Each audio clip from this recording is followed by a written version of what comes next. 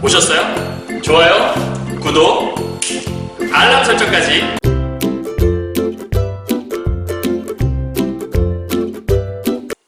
안녕하세요. 경화여고 1학년 학생 여러분, 그리고 전국에서 고1 신사고 국어 교과서를 사용하시는 학생 여러분 만나서 반갑습니다. 선생님은 세계 최강 국어생 조인수 선생님입니다. 자, 오늘은요, 선생님이 지난 시간에 신사고 국어 교과서 1단원 첫 번째 윤동주의 자화상이라는 작품을 찍어서 올렸는데요. 오늘은 주말도 있고 해서 여러분이 가장 주말 동안 공부하면 좀 도움될 만한 문법 파트를 좀 한번 찍어서 올려보려고 오늘 이제 강의를 준비했고요. 오늘은 담화 상황과 문법 요소 중에서 제일 중요한 문법 요소에 대한 부분들을 좀 정리해 드리려고 해요. 그래서 사실 문법은 여러분 어렵지 않은데 여러분이 겁을 먹는 경우가 되게 많아요. 그래서 겁먹지 마시고 오늘 개념에 대한 것들 하나하나 다 잡아드리고 시험에 이렇게 출제될 수 있어요 라고 다 말씀드릴 테니까 그런 것들을 좀 위주로 공부를 해보시면 훨씬 도움될 수 있지 않을까 싶습니다. 조금 최대한 좀 짧게 찍어보려고 노력하겠지만 문법이라 짧게는 잘 안 될 수도 있거든요. 하여튼 최대한 노력을 한번 해보도록 할게요. 먼저 좀 힘이 되는 말 한번 보고 넘어가도록 할까요? 자, 장애물을 만났다고 반드시 멈춰야 하는 것은 아니다. 벽에 부딪힌다면 돌아서서 포기하지 말아라. 어떻게 벽에 오를지, 벽을 뚫고 나갈 수 있을지, 그리고 돌아갈 방법은 없는지 그런 것들을 생각해 보라는 거예요. 여러분 아시는 이제 마이클 조던이라고 되게 유명한 사람 있죠. 그 사람이 한 말이에요. 사실 여러분 이제 여기서 여러분이 좀 기억했으면 좋겠는 건 이제 고등학교 막 올라와서 고1로서 이제 제 첫 시험을 눈앞에 두고 있단 말이에요. 그런데 사실 중학교 때와는 굉장히 좀 다른 좀 방대한 양의 시험 범위가 나오기도 하고 그리고 수업 시간에 알려주지 않은 것들도 응용해서 문제를 풀어야 하는 이제 그러한 것들이 바로 고등학교 시험 문제라고 볼 수 있는데 그러면 여러분이 어떡하지? 중학교 때는 달라서 잘할 수 있을까? 그런 생각을 하기 전에 앞서서 이걸 어떻게 내가 돌파해보지? 라는 그런 생각을 먼저 좀 해봤으면 좋겠어요. 특히 문법은 할 수 있거든요. 근데 처음부터 겁먹으시면 사실은 자꾸 피하고 싶어져요. 피하지 말고 부딪히시면 분명히 좋은 결과 있을 거니까 선생님 믿고 이번 시간에 문법을 완벽하게 정리해보겠다 라고 생각하시고 사실 올림포스에 있는 국어 똑같은 범위까지 다 아울러서 선생님 준비해본 거거든요. 그러니까 신사고 국어 교과서와 올림포스, EBS, 올림포스 교재인 것까지 함께 아울러서 강의해드릴 거니까 잘 보시면 좋을 것 같습니다. 자, 준비되셨나요? 그러면 이제 심호흡 한번 하시고 한번 들어가 보도록 하죠. 자, 첫 번째 문법 요소의 역할과 종류에 대한 것들 교과서 80페이지 펴놓고 교과서 순서에 따라서 쭉 정리해 가시면 될 것 같아요. 자, 가보죠. 문법 요소는 화자가 자신의 의도를 상황에 맞게 표현하도록 도와주는 언어 요소 중에 하나이다. 그러니까 문법 요소라는 게 뭐라는 거죠? 화자가 자기 의도를 어떤 상황에 맞게 잘 표현하기 위해서 사용하는 용법 중에 하나라는 거예요. 그러니까 우리가 뭔가 말을 전달할 때 어떻게 쓰느냐에 따라 다르게 좀 다가갈 수도 있고 그리고 의도가 잘못 표현될 수도 있는 거잖아요. 그런 것들 좀 배우는 시간이라는 거고요.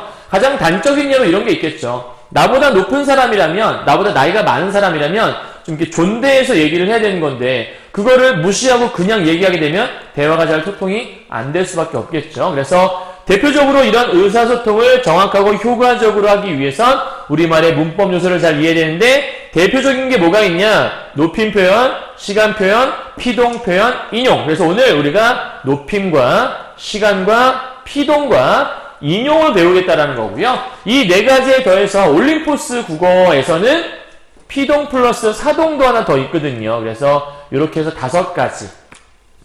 사실은 이제 고2 내지 고3 정도 돼서 언어와 매체라는 걸 배우게 되면 높임, 시간, 피동, 사동, 인용 여기다가 이제 하나 더 종결 표현에 대한 것도 배우기도 하고 좀 더 표현이 있는데 이제 오늘은 거기까지 더 나가게 되면 여러분 힘들어지니까 요 정도까지만 딱 한번 공부해 보도록 할게요.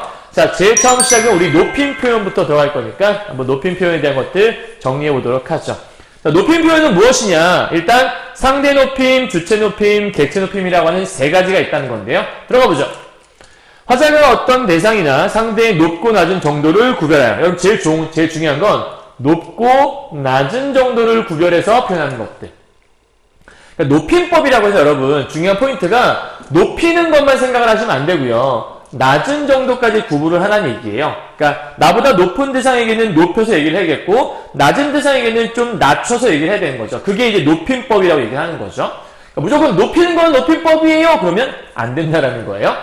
자, 국어의 높임법은 높임의 대상이 누구냐에 따라서 첫 번째 상대 높임법, 두 번째 주체 높임법, 세 번째 객체 높임법이다라고 설명하는 건데요. 먼저 조금 사전 정보를 드리고 들어가면 이 상대 높임법은 청자, 듣는 대상이겠죠. 청자를 염두에 두고 하는 높임법을 얘기하는 거예요. 내 말을 듣는 대상을 높여야 되냐, 낮춰야 되냐, 그거에 대한 문제인 거고요. 주체는 문장 속에서 행동의 주체가 되는 역할, 대개 이제 주어가 그런 역할을 많이 하겠죠. 그리고 객체, 여러분이 객체가 뭔지 잘 모르는 사람들이 되게 많아요. 근데 객체가 뭐냐면 어떤 목적어나 부사어로 등장하는 대상들을 보통 객체로서 표현한다고 보시면 돼요. 자, 까먹지 마세요. 목적어나 부사어로 등장하는 대상들이 우리가 객체구나, 이렇게 이해하시면 돼요. 되셨죠? 그럼 이제 첫 번째 상대 높임법부터 한번 가보도록 하죠. 자, 상대 높임 이렇게 네모를 쳐놓고요. 펜 드시고 함께 따라오세요. 자, 화자가 청자를 높이거나 낮추어. 여기 또 포인트가 있네요. 높이는 것만 있는 게 아니라 낮추어 말하는 것도 상대 높임에 들어간다. 그래서 이 상대 높임의 핵심이 뭐냐라고 물어본다면 여러분 여기 있어요. 여기다 별표 하나 칠까요? 종결 표현. 그럼 선생님, 상대 높임이 어떻게 나타나는지 어떻게 알죠? 마지막에 끝나는 부분을 보라는 거예요. 엄밀하게 말하면 보조사 요와 종결 표현, 이게 두 가지가 있다고 얘기할 수 있는데, 신사고 국어 교과서에서는 종결 표현만 써 있으니까 그거 하나에 맞춰서 공부를 하도록 할게요. 그럼 이제 종결 표현을 보게 되면 상대 높임 중에 뭐에 해당되는지를 알 수 있다는 건데, 상대 높임은 크게 격식체와 비격식체로 나눈다는 거예요. 그럼 이제 격식체가 무엇이냐, 네모 하나 여러분 쳐놓고요. 격식체는 뭐냐면 공적인 상황에서, 요게 이제 여러분 이렇게 가야겠죠? 그러니까 격식 당연한 거 아니겠어요? 사석에서는 뭐 친구들끼리 편하게 얘기할 수 있지만 공적인 자리, 이 공적인 자리가 뭐지? 대표적으로 이제 학급 회의도 공적인 자리라고 볼 수 있어요. 그러니까 학급 회의 하는데 네가 말해봐 이렇게 얘기하면 너무 예의가 없는 말이잖아요. 조인수 학생 얘기해보세요. 이렇게 얘기를 해야 되는 거죠. 그래서 이럴 때는 공적인 상황에서 얘기하지만 사실 공적인 자리에서 격식을 차리다 보면 가깝다는 느낌은 안 들죠. 그래서 거리감이 느껴진다라고 설명하는 거고요. 다음, 비격식체라는 게 무엇이냐. 비격식체는 당연히 이게 공적이라면 얘는 사적인 자리일 거니까 이렇게 화살표 하나 그어놓고, 그럼 얘는 심지어 거리감이 좀 덜하겠죠. 그러니까 비격식, 격식을 안 차리면 아무래도 좀 가깝게 느껴질 수 있잖아요. 그래서 친근감을 줄 수 있다라고 이렇게 표현할 수 있겠네요. 되셨나요? 그러니까 지금 글로 돼 있어서 좀 어려운 것 뿐이에요. 여러분 요거는 좀 이따 다시 한번 표로 한번 정리해 줄 거니까 이렇게 정리하죠. 상대 높임법은 내 말을 듣는 청자. 첫 번째 포인트는 여기 있어요. 청자. 이 청자를 높이거나 낮추는 걸 우리는 상대 높임이라고 하는데, 그 높이거나 낮추는 그 대상에 대해 표현하는 게 두 가지가 있다. 상대 높임은 하나는 격식을 차려서, 또 하나는 격식을 차리지 않은 비격식체로. 그럼 격식을 차리면 어떤 일이 벌어지는데, 대개는 공적인 자리에 쓰게 되고, 공적인 자리에서 격식을 차리다 보니까 좀 심지어 약간 좀 멀어 보이는 그런 느낌이 들 수 있고, 비격식체, 격식을 안 차리는 건 사석에서 할 수 있죠. 그래서 사적인 자리에서 할 수 있고, 또 하나 그렇게 되면 좀 이제 격식을 좀 덜 차리게 되는 거니까 좀 친근함을 느낄 수 있겠네요. 이해하셨나요? 그럼 이제 여러분 책에 80페이지 보게 되면 그림이 하나 있어요. 이런 그림이 하나 있는데, 이 그림에서는 어떻게 표현하는지 한번 좀 살펴보도록 하죠. 자, 첫 번째 토론대회라는 게 있어요. 그러면 토론대회라는 것들은 공적인 건가? 그쵸. 그러니까 토론대회는 우리가 흔히 말하는 공적 장소라고 볼 수 있죠. 요게 이제 포인트죠. 요거는 공적 장소. 그럼 선생님, 동아리방은요? 동아리방은 우리 동아리방에 편하게 얘기할 수 있잖아요. 동아리방에서 뭐 격식 차리나요? 아니죠. 여기는 사적인 장소라고 볼 수 있죠. 그러면 여기 있는 공적인 장소는 아까 얘기했지만 격식체로 얘기를 해야 되겠고, 여기는 사적 장소니까 여기는 비격식체로 얘기를 되겠구나. 요 정도는 여러분이 집어낼 수 있겠죠. 자, 그렇다면 토론대회 공적 장소니까 격식을 차려야 돼요. 이영준 학생 말씀해 주십시오 라고 얘기했어요. 자, 우리가 말씀해 주십시오, 뭐뭐 하십시오란 말 있잖아요. 그래서 이거를 우리는 뒤에서 한번 배우겠지만 하십시오체라고 얘기하고요. 극존칭의 표현이에요. 가장 높은 단계의 격식을 차리는 높임 표현이라고 볼 수 있고요. 여기 동아리 선배방에서 영준 선배님 책 좀 빌려주세요. 빌려주십시오 라고 하지 않았죠. 그죠? 빌려주세요 라고 했으니까 자, 요라고 하는 것들 우리가 요로 끝났다? 그럼 뭐가 있냐면 해요체라는 게 있어요. 요로 끝났으니까요. 그죠? 그래서 비격식체 중에 해요체. 사실 해요체하고 해체도 있는데 좀 이따 다시 한번 배우도록 할게요. 자, 그래서 첫 번째 모두 상대를 높이는 말이지만 토론대회는 공적인 상황이기 때문에 하십시오체를 쓰는 거고 격식을 차려 높였고 나는 사적인 상황에서 해요체를 사용했기 때문에 친근하게 그러니까 이쪽은 친근한 상태 여기는 조금 거리가 있는 상태라고 볼 수 있겠다. 뭐 이런 얘기하는 것 같아요. 어렵나요? 어렵지 않죠? 자, 넘어가죠. 자, 여기 이제 여러분 책에 81페이지에 있는 이제 표예요. 요게 이제 여러분 딱 보면 선생님 머리 아파요. 이렇게 얘기할 수 있는데 요거를 달달달달 외우기보다는 좀 여러분이 좀 이해하기 쉽게 좀 보도록 하죠. 일단 기본적으로 하십시오체는 십시오, 지요 뭐 이런 말들이 있잖아요. 근데 여러분 특이한 게 하나 뭐 있냐면 요런 말이 있어요. 씁니다, 씁니까? 요런 말이 있죠. 우리가 흔히 이제 했습니다란 말이 있는데 그런 데는 씁니다체라는 건 없어요. 근데 우리가 자 생각해봐요. 친구들한테 나 밥 먹었습니다 이렇게 얘기하나요? 아니죠.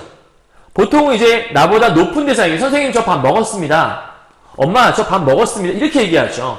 그러니까 지금 뭐뭐입니다 또는 씁니다라는 채 있잖아요. 이러한 종교의 표현은 전부 다 하십시오체에 들어가는 표현이에요. 그러니까 요거는 하십시오하고 안 닮았잖아요. 그러니까 이런 건 기억해 두셔야 돼요. 자, 그럼 나머지를 좀 보죠. 오, 소. 그러니까 여기는 다 오가 들어가 있잖아요. 그러니까 하오체, 연결고리가 있죠. 그런데 이런 거, 읍시다, 능구려 이런 말들 있잖아요. 그러니까 이런 말들과 이런 말들은 하오체가 좀 연상이 안 되죠. 그러니까 이런 말들만 좀 기억해 두면 돼요. 그러니까 청유법일 때 우리 방 좀 잡읍시다. 뭐 이런 말들 있잖아요. 그 다음에 이거 자네가 소를 잡는구려. 뭐 이런 말 있잖아요. 잡는구려 대박. 뭐 이런 말 있잖아요. 그러니까 이런 말들은 감탄에서 쓰이는 하오체다. 이걸 여러분 달달달달 외우기 좀 힘들어요. 그러니까 일단 오 나오면 선생님 하오 당연한 거 아니에요? 개 나왔으니까 개, 네, 개 전부 다 에라는 모음이 있으니까 이런 식으로 보게 되면 해라, 잡아라, 그죠? 그럼 이제 선생님이 약간 노란색 해온 부분들이 뭔지 알겠어요? 조금 차이점이 있는 부분이라는 걸 여러분이 아마 눈치챌 수 있을 거예요, 그죠? 그래서 노란색들 위주로 해서 뭔가 좀 차이점이 있는 것들만 기억하면 되는 건데 여기서 하십시오체는 아주 높이는 말이잖아요. 그래서 이걸 정리하면 얘는 아주 높임이라는 말을 쓰고요. 그 다음에 하오체라는 말은 아주 높이는 건 아닌데 그냥 예사로 조금 높이는 거? 그래서 우리가 예사 높임이라는 말을 써요. 근데 하오체보다는 하계체가 조금은 낮추는 말이거든요. 그래서 이거는 예사 낮춤이라는 말을 써요. 이게 왜 그런 거냐면 보통 장인어른이나 이런 사람들이 자기 사위한테 얘기를 할 때 자네 이것 좀 하게 이런 말을 하거든요. 그러니까 장인어른은 높은 사람인데 높은 사람이 자기 사위한테 얘기를 하는데 자네 이거 해! 이렇게 얘기하면 너무 또 예의가 없잖아요. 그러니까 격식은 차리되 조금은 낮출 수 있는 말. 그래서 예사 낮춤이자 격식체에 들어간다고 얘기를 하는 거예요. 근데 해라라는 건 누가 봐도 좀 많이 낮추는 것 같지 않아요? 그러니까 요렇게 살짝 대조를 넣는다면 아주 높임? 그럼 얘는 아주 낮춤이 되겠죠. 그러니까 짝을 이루는 거예요. 아주 높일 때는 씁니다. 하십시오체. 아주 낮출 때는 이거 해라! 뭐 이런 말이 있는 거니까. 자, 그럼 여기는 해요체도 마찬가지죠. 격식을 차리지 않지만 존대해야 되는, 높여야 되는 경우가 있으니까 여기 있는 해요체는 우리가 뭐라고 얘기하냐면 두루 높임이라고 얘기하고요. 그러니까 두루두루 높일 수 있는 책? 뭐 예를 들면 우리 함께 이거 잡아요! 라고 하는 것들. 그냥 편하게 얘기하는 거죠. 우리 함께 가요! 편하게 얘기하는 거잖아요. 근데 함께 가! 라보다는 함께 가요 하면 뭔가 조금 높이는 말이니까. 근데 해체는 그럼 뭐냐면 여기서 요가 빠진 거거든요. 해, 요체에서 요를 빼면 해체가 되는 거니까 얘는 우리가 두루 낮춤이라고 얘기해요. 그럼 여러분이 봤을 때 격식체의 제일 낮은 해라체하고요. 비격식체의 제일 낮은 이 해체하고 조금 비슷해 보여요. 선생님 어떻게 하죠? 얘랑 너무 왜냐면 얘도 약간 아주 낮춤이고 얘도 낮춤이니까 얘는 어떻게 구분하죠? 라고 여러분 물어볼 수 있거든요. 근데 이 해체를 구분하는 방법은 간단해요. 해체는 뒤에다가 요를 붙일 수 있으면 해체예요. 예를 들어보죠. 의문법이 있을 때 야 지금 네가 날 잡아? 이렇게 얘기했어요. 근데 잡아 뒤에 날 잡아요? 붙일 수 있죠. 그러니까 잡아? 요를 붙일 수 있다는 얘기는 해요체와 연결될 수 있는 말이니까 요를 빼면 해체가 되는 거죠. 그러니까 얘는 해체라고 볼 수 있어요. 그럼 선생님 이거는요? 잡아라 이거는. 잡아라는 이것도 약간 좀 낮추는 말 아니에요? 요를 붙여봐요. 그럼 이건 해체거든요. 요를 붙여서 말이 되면 해체가 되는 건데 잡아라요 돼요? 잡는다에다 요 붙여봐요. 돼요? 선생님 아들이 그런 얘기 많이 해요. 아빠 나 이거 한다요? 이렇게 얘기해요. 여러분도 가끔 고등학생들 그런 얘기 할 때 있어요. 선생님 저 이거 했다요? 이렇게 얘기해요. 근데 했다요라는 말은 말이 안 되잖아요. 그죠? 나 이거 했다? 뭐 했다는 완전한 반말체인 해나체인 거거든요. 거기다 요를 붙일 수가 없다는 얘기예요. 그러니까 여기 있는 것들은 전부 다 잡아요, 잡지요, 잡아요, 잡지요. 아, 와 해체는 모든 게 다 똑같아요. 어감만 다른 거죠. 그죠? 통유, 우리가 같이 잡아. 명령, 잡아. 감탄, 잡아?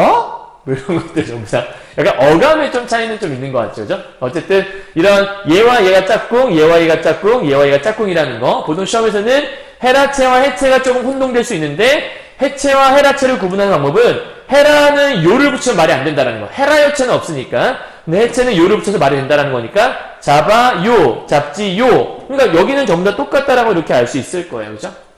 그러니까 우리가 해요체와 해체는 아마 찾기 쉬울 거예요. 요를 붙여보면 알 수 있는 거니까. 봐봐요. 이상하잖아요. 잡네요. 잡나요? 잡는가요? 잡으세요. 뭐 얘는 잡는구먼요. 약간 좀 그렇죠? 어쨌든 여기는 요를 붙여서 구분할 수 있다는 정도만 좀 이해하시면 될 것 같아요. 시험에서는 아마 요거 좀 여러분 주의해서 봐야 될 거고요. 뭐 입니다, 씁니다. 그 다음에 뭐뭐한 는구려 이런 표현도 좀 잘 나오는 편이에요. 이런 것도 좀 기억해 두시고 그 다음에 뭐 잡는구나 라는 것도 있죠. 뭐뭐 하는구나 이런 말들은 헤라체에 속하는데 겉으로 보기엔 이게 헤라체인지 잘 구분이 잘 안 가잖아요. 이런 구분이 좀 안 가는 것들만 좀 기억해 두시고 특히 이런 것들 잡자. 이거 함께 잡자. 그럼 잡자는 낮추는 말이잖아요. 낮추는 말인데 낮추는 말이라면 해체 아닐까? 잡자요 이런 말 잘 안 쓰니까. 그래서 이건 잡자, 이건 해체, 아니 헤라체라고 볼 수 있는 것들 이해하셨나요? 자 그러면 주체 높임부터 이제 본격적으로 방금 거는 이제 상대 높임에서 어차피 상대 높임에서 여러분이 다 못 외웠다 치더라도 어차피 한 문제 정도밖에 나오지 않을 것 같아요. 그러니까 저기에 너무 매몰되지 마시고 주된 것들은 주체 높임과 객체 높임에 대한 이제 확실한 개념을 좀 익혀두시면 그래도 여러분이 문법에서 많이 틀리지 않을 수 있을 거예요. 알았죠?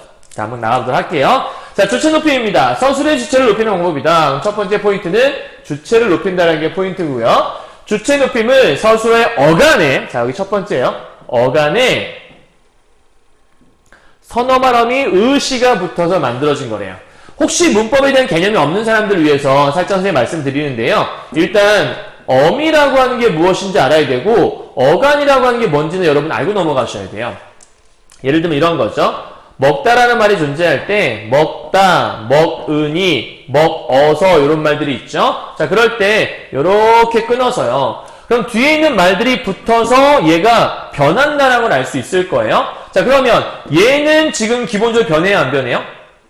이 앞에 있는 것들은 변하지 않아요. 그죠? 변하지 않는 부분. 뒤에는 다도 붙었다가 은이도 붙었다가 어서도 붙었다가 되게 많은 것들이 붙죠? 자 그러면 이 뒤에 있는 것들은 변할 수 있는 부분이에요. 그래서 우리가 흔히 말할 때 변하지 않는 부분은 우리가 식물의 줄기를 생각해 봐요. 식물이 이렇게 있을 때 줄기는 늘 변함없이 그대로 있거든요. 여기서 파생된 이파리 같은 것들 이런 거는 막 다 떨어져요. 근데 줄기는 늘 그대로거든요. 그래서 얘는 줄기 간자를 써서 변하지 않는 부분을 어간 단어의 줄기 파트 그러니까 변하지 않는 부분 어간이라고 하는 거고요. 뒤에 따라온 것들은 다 꼬리처럼 붙는 거잖아요. 꼬리 미자를 써서 어미라고 하는 거고 얘는 변하는 부분들을 얘기하는 거예요. 근데 이때의 어미는 두 개로 이렇게 쪼갤 수가 있어요. 하나는 말 끝에 오는 어말 어미라는 게 있고요. 그 다음에 사실은 뭐 연결어미라는 것도 있긴 한데 지금은 우리가 딱 두 가지만 배울게요. 어말어미라는 게 있고요. 그 다음에 선어말어미라는 게 있어요. 자, 어말어미라는 건 뭐냐면 말 그대로 말 끝에 오는 어미예요. 그러니까 여기서 다 얘는 어말어미겠죠? 은이도 마찬가지로 어말어미겠죠? 어서도 어말어미가 될 수 있을 거예요. 말 끝에 오는 거니까. 그런데 이러한 말 끝에 오는 말들이 있는데 사실은 선자, 이게 먼저 선자예요. 그러면 선이니까 어마어미 앞에 온다는 뜻이잖아요. 그럼 예를 한번 들어볼까요? 예를 들어서 먹다란 말에다가 여러분 좀 쉽게 할까? 예를 들어서 가다란 말이 있다 칩시다. 자, 그러면 가다, 가고, 가니, 가서. 그럼 얘가 간, 얘는 미가 되겠죠? 그럴 때 이 다가 있는데 요 앞에 이렇게 해서 우리가 시를 한번 붙여보죠. 그러면 가시다가 되잖아요. 그래서 얘는 앞에 가가 오는 말, 뒤에는 다가 오는 말에서 이게 앞뒤에 단어가 올 수 있다고 얘기를 해서 이렇게 표시를 하거든요. 자, 그럼 얘는 이 다가 어말어미라고 했잖아요. 어말어미 앞에 오는 거니까 얘가 바로 선어말어미가 되는 거고 얘는 어말어미가 되는 거고 얘는 변하지 않는 거니까 어간이 될 수 있는 거예요. 이해하셨죠? 자, 첫 번째 개념이니까 잘 이해해 주시고 이제 여러분한테 설명하면 다 알 수 있을 것 같아요. 그러면 저 위에서 선어말어미 의시가 붙었다는 얘기는 이 시를 기점으로 앞과 뒤에 단어가 하나씩 올 수 있다는 얘기겠네요. 그죠? 그래서 이러한 선어말 어미가 붙어서 주체 높임법을 만들 수 있고 두 번째는 여기 보니까 특수어인가 여기다 번호 1번. 주체 높임법 만드는 첫 번째 방법은 선어말 어미 붙이면 되는구나. 시라고 하는 것들. 두 번째, 특수어를 붙으면 주체 높임을 만들 수 있구나. 그럼 세 번째, 깨서라고 하는 주격조사를 붙이면 만들 수 있구나. 이렇게 얘기할 수 있는 거예요. 이게 무슨 말인지 여러분 혹시라도 이해를 못하는 분들이 있다면 한번 설명을 해볼게요. 자, 예를 들어보죠. 아버지가 방에 있다. 자, 이런 말을 했어요. 그러면 아버지가 방에 있다. 그러면 너무 불손해 보이는 말이지 않아요? 그죠? 아버지께서 계시는 거죠. 그럼 여기 때 이 가라고 하는 건 아버지가는 주어잖아요. 이 주어를 만들어주는 주격조사 가, 얘 대신에 깨서라는 주격조사를 붙이라는 거예요. 그러니까 얘도 주격조사가 되는 거죠. 아버지께서 하면 이 있는 행위를 하는 주체는 아버지잖아요. 그러니까 여기는 이 아버지가 바로 이 문장에서 주체가 된단 말이에요. 그럼 아버지 때문에 깨서라는 말 쓴 거니까 이 깨서는 주체 높임을 위해 사용된 거죠. 그 다음에 아버지는 방에 있지 않아요. 아버지는 있다고 하면 너무 불손해 보이기 때문에 이럴 때 쓸 수 있는 말은 아버지가 방에 계시다라는 말을 쓸 수 있죠. 그럼 있다 대신에 계시다라는 특별한 어휘를 쓴 거니까 특수어휘 얘를 이용한 거죠. 그럼 왜 있다 대신에 계시다를 쓴 거죠? 아버지 때문에 쓴 거잖아요. 그럼 얘도 마찬가지로 주체 높임을 위해 쓴 계시다라고 생각하면 되는 거죠. 이해했나요? 됐어요? 근데 만약에 여기 있는 이 단어가 방에 가다 이렇게 했는데 방에 아버지가 가다? 그럼 너무 불손해 보이잖아. 그래서 이걸 대신에 뭘 쓰냐면 아버지가 방에 가시다 이렇게 얘기하게 되면 좀 높일 수 있는 표현이 되는 거죠. 요때 가운데 들어간 이 시가 선어말 어미라고 하는 거구나. 정식 명칭은 높임 선어말 어미라고 얘기하시면 돼요. 그래서 높임 선어말 어미를 이용해서 이런 주체 높임을 만들 수 있구나. 이렇게 이해하시면 어렵지 않을 거예요. 자, 되셨나요? 무슨 얘기인지? 오케이? 자, 그럼 이제 예시를 한번 통해 보도록 하죠. 자, 할아버지께서 책을 읽으신다는 말이 있어요. 이 문장 속에서 여러분이 방금 선생님이 했던 것들을 하나씩 찾아보자고 얘기를 하는 거예요. 자, 가번 같은 경우에는 원래는 할아버지가라는 말을 했었겠죠? 할아버지가 책을 읽는다라고 했을 거예요. 그런데 할아버지가 책을 읽는 건데 이 깨서는 가 대신에 쓴 말인 거잖아요. 근데 가라고 하는 거 우리가 주격조사라고 볼 수 있는 거니까 주격조사 깨서가 쓰였어? 주체 높임이구나. 이렇게 얘기하면 되는 거고요. 그 다음에 읽으신다는 어떻게 되는 거냐면 익이라는 요 변하지 않는 말 여기다가 사실 시 여기 되는 거고 그 다음에 플러스 다 이렇게 되는 거거든요. 엄밀하게 말하면 여기 신이 있으니까 이렇게 해서 좀 더 분화할 수 있어요. 이렇게 해서 이렇게까지 할 수 있어요. 이렇게 그러면 시, 니은, 다 이렇게 쪼개야 돼요. 다 쪼갠 다음에 그러면 여러분 아까 얘기했지만 맨 앞에 오는 거 얘는 변하지 않는 부분이니까 간 얘는 맨 끝에 오는 거니까 얘는 미 이렇게 얘기할 수 있죠. 그럼 선생님 얘는 뭐예요? 가운데 오니까 맞아요. 선, 말, 미라고 하는 거고요. 선생님 얘는 뭐예요? 얘도 가운데 오는 거니까 선, 말, 미라고 할 수 있는 거죠. 이해하셨나요? 선어말 어미라고 하는 건 사실은 크게 두 가지 정도가 있다고 보시면 돼요. 그래서 선어말 어미는 이쪽에 있을까요? 펜이 잘 안 나오네요.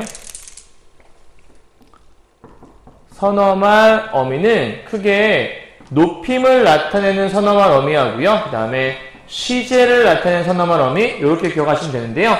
여기서 지금 으시라고 하는 것들은 우리가 아까 얘기했던 높임에 쓰이는 시, 높임 선어말 어미라고 볼 수 있는 거고요.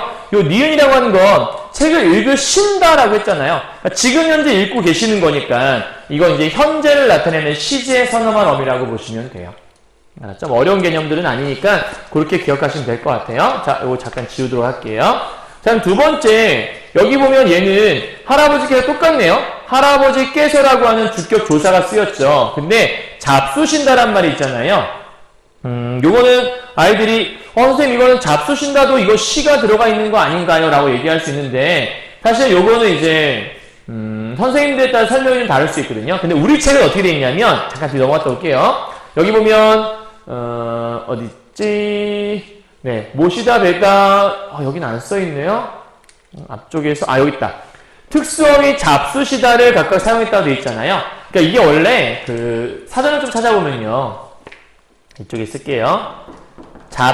잡수시다라는 말이 사실은 잡숫다, 잡숫다 요렇게 줄여서 표현할 수 있는 하나의 어휘라고 설명되어 있기도 해요.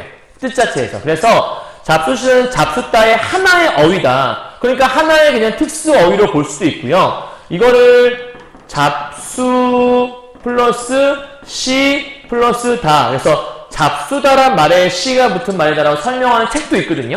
근데 요거는 이제 교과서에 따라서 설명한 사람에 따라 좀 약간 다른 것 같아요. 그래서 일단 요거는 요 책에서는 이제 설명하지 않고 있으니까 제일 중요한 거 학교 선생님이 설명하신 거에 맞춰서 공부하셔야 돼요.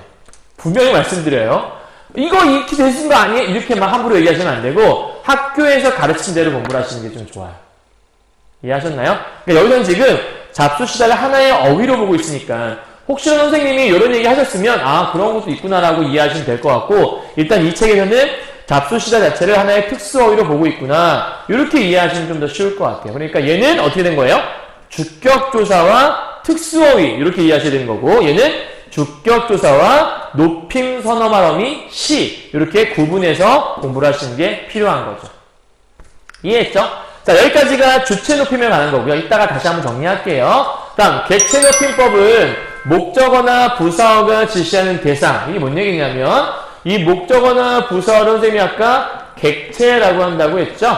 이 문장 속에서 주체가 어떠한 행위를 했을 때 그것을 받는 대상을 얘기하는 거예요. 그래서 즉 지시하는 대상 서술의 객체를 높이는 방법인데 객체 높임은 크게 특수어휘를 이용하는 방법 하나하고요. 그 다음에 깨라는 걸 이용하는 게 두 번째인데 이 깨라고 하는 건 우리가 부사격 조사라고 얘기해요. 그럼 선생님 주격 조사 그러니까 주체 높임은 주격 조사를 얘기하는 거고 여기 있는 그 객체 높임은 부사어에 쓰이는 거니까 부사격 조사를 이용하는 건가요? 오케이. 그렇게 보시면 돼요. 그러니까 깨는 객체, 깨서는 주체 이렇게 기억하시면 되는 거죠. 어려운 개념 아니죠? 여러분 잘 이해하셨죠? 어떤 얘기인지? 오케이. 아까 참고로 여러분 잡수신다도 마찬가지예요. 선생님 잡수신다에는 그럼 선어말 어미가 없나요? 선어말 어미는 있죠. 왜냐하면 잡수 시까지가 다 이렇게 돼 있던 건데 요 사이에 요 니은이라는 게 들어가 있는 거잖아요. 요건 아까 얘기했지만 현재 잡수신다 현재를 나타내는 선어말 어미. 그러니까 얘도 선어말 어미가 없는 건 아니죠. 다만 시제 선어말 어미가 들어있는 거라는 게 좀 차이점이라고 볼 수 있겠죠.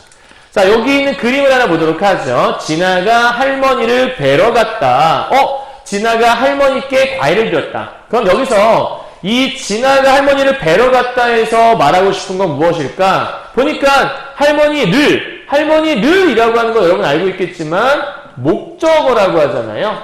을은 목적어죠. 그렇다면 이 목적어를 우리는 객체라고 얘기했으니까 이건 원래 보러 갔다일 거예요. 근데 보러라고 하지 않고 뵈러 갔다라고 한 거 보니까 보다의 높임 표현이 뵈다라는 말을 쓴 것 같죠? 그럼 보다 대신에 왜 뵈다라는 높임 표현을 썼을까? 할머니 때문에 쓴 거죠. 따라서 이 better라는 말은 할머니라는 목적어, 다른 말로 객체라고 했을 텐데 이 할머니 때문에 쓰인 특수어휘니까 여기는 가하 문장은 특수어휘를 이용해서 객체 높임법을 쓴 것. 이렇게 이해하시면 되는 거죠.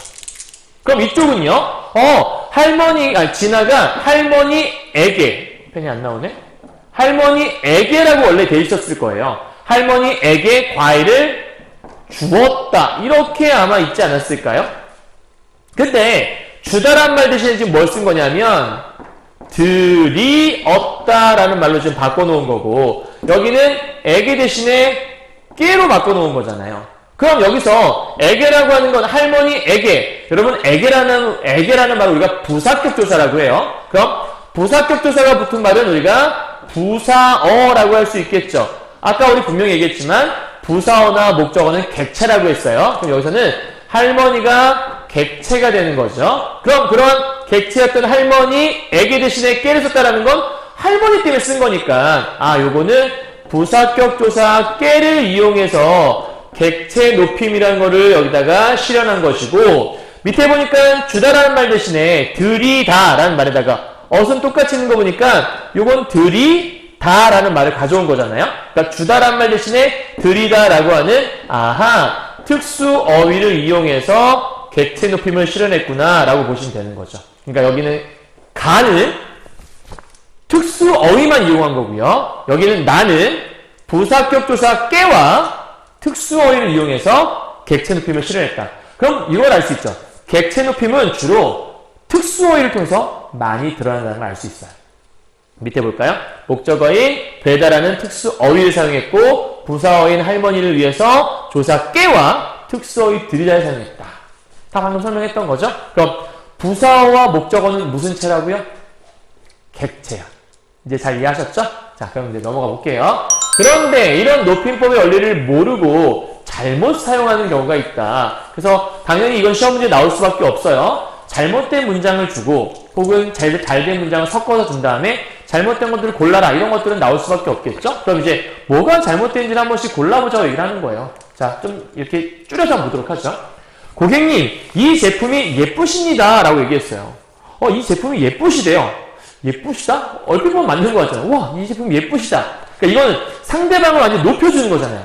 고객님, 이 제품이 예쁘십니다. 자, 그런데 여러분, 여기서 예쁜 건 뭐죠?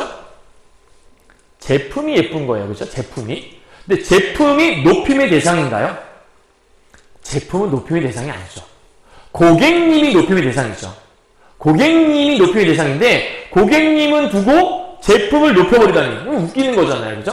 그러니까 이거 어떻게 돼요? 그냥 예쁘십니다라고 하면 안 되고 밑에다 쓸까요? 잘 안 보일 수 있으니까 이거는 고객님 이 제품이 예쁩니다. 이렇게 얘기를 해야 돼요.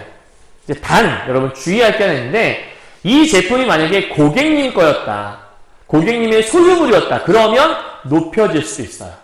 그런데 아직은 소유물이 아니잖아요. 그렇죠? 일단 그걸 하나 알아두세요. 잠시 설명할게요. 다음 두 번째. 선생님, 물어볼 것이 있어요. 선생님에게 물어보다니요. 선생님한테 어떻게 얘기하는 거죠? 봐요, 여러분. 선생님, 물어볼 것이 있어요. 여기에 생략된 말은, 여기에 들어갈 말은, 선생님, 제가 선생님께 물어볼 말이 있어요잖아요. 그럼 선생님에게, 선생님께라는 것들은 우리가 부사어라고 얘기했죠? 그럼 부사어는 우리가 아까 뭐라 그랬냐면 문장 속에서 객체라고 얘기했죠? 그러면 선생님께라는 부사어, 객체를 높여야 되는 말인 거니까 물어보려고 하면 안 되는 거고 여쭤볼이라는 말로 바꿔야 되겠죠. 그죠?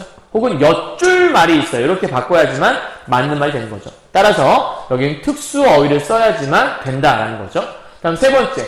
이번에 준호가 한번 말해봐 라고 되어 있는데 여기 위쪽에 살짝 보면 여러분 학급회의 시간이에요. 학급회의 시간은 여러분 공적 장소죠. 회의를 하는 장소니까. 그럼 공적 장소에서는 우리가 아까 뭘 쓰기로 했죠? 공적 장소에서는 우리가 격식을 높여서 하기로 했죠. 그렇다면 이쪽에 있는 건 지금 주체 높임법을 잘못 사용한 사례인 거고 가운데 있는 건 객체 높임을 잘못 사용한 사례인 거고 잘 안 돼 있던 사례. 이쪽은 상대 높임을 잘못 사용한 사례구나. 그럼 상대 높임은 아까 무슨 채, 하십시오 채 뭐 이런 거 있었잖아요. 근데 말해봐라고 하는 건 말해봐 반말이잖아요. 그러니까 반말했다라는 건 해체잖아요. 이거 해체. 선생님 이거 헤라체 아닌가요? 헤라체도 반말이잖아요. 근데 여러분 이거 말해봐 뒤에 말해봐 요가 되죠.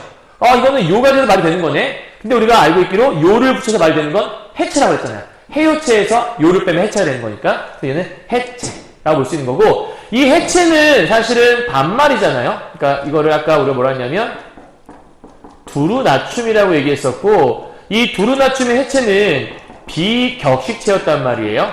그러면 지금은 공적 장소이기 때문에 비격식체가 아니라 격식체를 써야 하는 거잖아요. 따라서 이걸 어떻게 고쳐야 되는 거예요? 말해 보십시오. 하십시오체를 써서 격식체로 바꿔줘야 올바른 표현이라고 볼 수 있는 거죠. 이해하셨어요? 주체, 객체, 상대 높임에 대한 얘기라고 생각하시면 될 것 같아요. 자, 이제 선생님이 이거를 좀 한 방으로 좀 정리를 해보려고 하거든요. 자, 일단 글을 한번 다 보고 나서 정리해 드릴게요. 자, 가에서는 서술의 주체인 이 제품을 선어 말함이 시를 사용해 높이고 있다. 그래서 이 제품이 아주 예쁘십니다란 말. 그런데 정원이 높이고자 하는 대상은 이 제품이 아니라 고객님이기 때문에 상대 높임법만 사용해서 예쁩니다, 뭐뭐입니다라는 것들을 우리가 상대 높임이었잖아요. 문제는 이해하시죠? 그래서 뭐뭐입니다, 십니다 아까 우리 상대 높임이었거든요. 그 중에 하십시오체였잖아요. 근데 주체 높임을 함께 사용해서 잘못 사용한 케이스라고 볼 수 있는 거죠. 오케이? 그러니까 지금 앞에 있는 얘는 주체 높임을 사용하면 안 됐던 거다. 즉 시를 빼야 됐다 이런 얘기고요. 다음 선생님께 물어보다라는 표현 사용하면 객체 높임이 잘 안 돼 있는 거잖아요. 따라서 물어보다가 아니라 특수어휘인 여쭈다를 사용하는 게 더 올바른 표현이다 설명했어요. 다음 다는 공적 상황이기 때문에 낮춰서 해체로 말하면 안 된다. 따라서 상대를 높여서 표현하는 것이 옳으니까 하십시오체로 말해보십시오체로 바꿔라 이런 얘기 하는 거예요. 됐죠? 자, 그러면 여기서 하나 알고 넘어가야 되겠는데 요거예요. 주체 높임 속에 간접 높임이라는 게 있어요. 아까 처음에 고객님 이 제품이 예쁘십니다란 말이 얘 때문에 지금 잘못됐던 거거든요. 뭔 얘기냐면 높여야 할 대상과 밀접한 것을 높이는 걸 우리는 간접 높임이라고 해요. 쉽게 말해서 높일 대상이 있어요. 근데 이 대상이 갖고 있는 신체 부분이나 이 대상이 갖고 있는 소유물이나 이 대상이 갖고 있는 생각 이런 것들이 있을 거 아니에요. 그걸 높이는 거예요. 왜냐하면 그걸 갖고 있는 사람을 높이기 위해서. 그러니까 한 단계 거쳐가는 거죠. 쉽게 말해서 밑에 볼까요? 할머니께서 생각이잖아요. 근데 생각은 할머니의 생각이에요. 그럼 할머니의 생각이 많다라고 해버리면 할머니의 생각인데 조금 불손해질 수 있다는 거죠. 따라서 이때 여기에 시가 들어가서 이거를 높인 이유가 뭐냐면 할머니가 많으신 건 아니에요. 그죠? 그럼 이상하잖아. 선생님 이 시는요 할머니를 높이기 위한 거예요. 아니요. 할머니를 높이기 위해서보다는 할머니가 가진 생각을 높여준 거예요. 근데 이 생각은 누구 거야? 할머니 거야. 그래서 높일 수 있으니까 시를 붙였다고 생각하면 되는 거예요.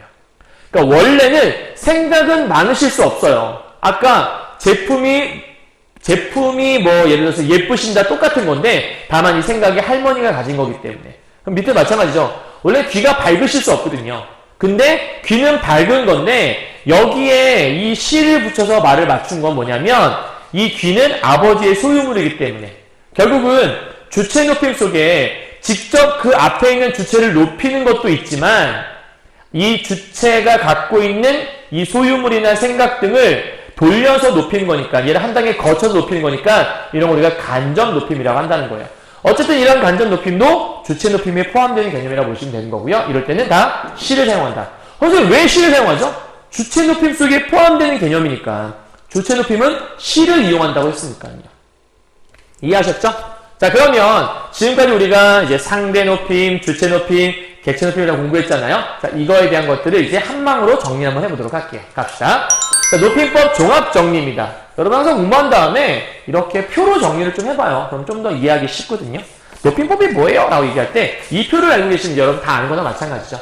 자, 높임법은 뭐냐? 라고 물어본다면 일단 포인트. 높은 것만 얘기하는 게 아니라 높고 낮은 정도를 구별해서 표현하는 것. 이거를 구별하여 표현하는 것.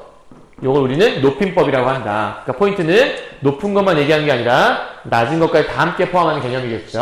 자, 이때 상대 높임, 그 다음에 주체 높임, 그 다음에 객체 높임이라는 게 있더라. 상대 높임은 뭐지? 청자를 높이는 것. 그럼 주체 높임은 이 문장 속에서 주인이 되는 주체를 높이는 것.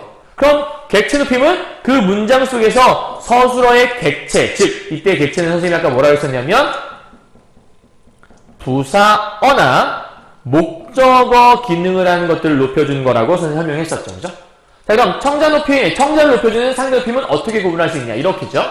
격식체와 비격식체로 이렇게 나눠서 우리가 공부할 수 있다. 근데 격식체는 뭐냐? 공적 장소에서 쓰는 거고 비격식체는 사적 장소에 쓰는 거다. 그럼 사적인 데서 쓰는 거니까 친근감 있어 보이죠? 여기 공적 장소니까 거리감 좀 느껴지더라. 이런 얘기 하는 거야. 그리고 주체 높임을 만드는 방법은 세 가지가 있더라. 첫 번째, 선어 발음이 시를 이용해서 가다가 아니라 가시다. 아버지가 가다가 아니라 아버지께서 가시다. 그럼 깨서란 말? 주격조사 깨서라는 것도 주체 높임에 쓰는 거더라. 그러니까 깨서란 말 딱 보이는 순간 이거 주체 높임이구나. 또 있지. 특수어휘. 아버지께서 먹다 아니라 드신다. 아버지께서 잔다가 아니라 주무신다. 전부 다 특수어휘에 해당하는 거라고 볼 수 있겠죠. 선생님 그럼 객체 높임은요? 마찬가지예요. 특수어휘가 먼저 나와요. 왜? 객체 높임은 특수어휘가 더 많거든요. 책을 아버지께 주었다가 아니라 책을 아버지께 드렸다. 오케이. 자, 밑에 부사격조사 깨. 여기는 깨서 여기는 깨. 앞에서 예시 들었던 거니까 한 방에 이렇게 잘 정리하시면 높임법은 이렇게 정리할 수 있구나라고 다 마무리할 수 있겠네요. 자, 되셨나요? 두 번째 우리 시간 표현으로 한번 가보도록 하죠. 자, 시간 표현은요, 여러분, 그 시제와 동작상이라고 하는 두 개로 구분할 수 있어요. 그래서 시간 표현은 시제가 있고 동작상이 있더라. 여기다 살짝 정리를 좀 미리 해주고 들어갈게요. 자, 시간 표현은 시제라고 하는 거하고요. 그 다음에 동작상이라고 하는 두 개로 구분할 수 있는데요. 사실 이제 시제라고 하는 건 이렇게 세 개로 구분할 수가 있어요. 첫 번째는 과거, 두 번째는 현재, 세 번째는 미래라고 하는 게 있고요. 동작상 다시 두 개로 구분할 수 있는데 동작상은 하나는 진행 중인 거, 진행상이라고 해요.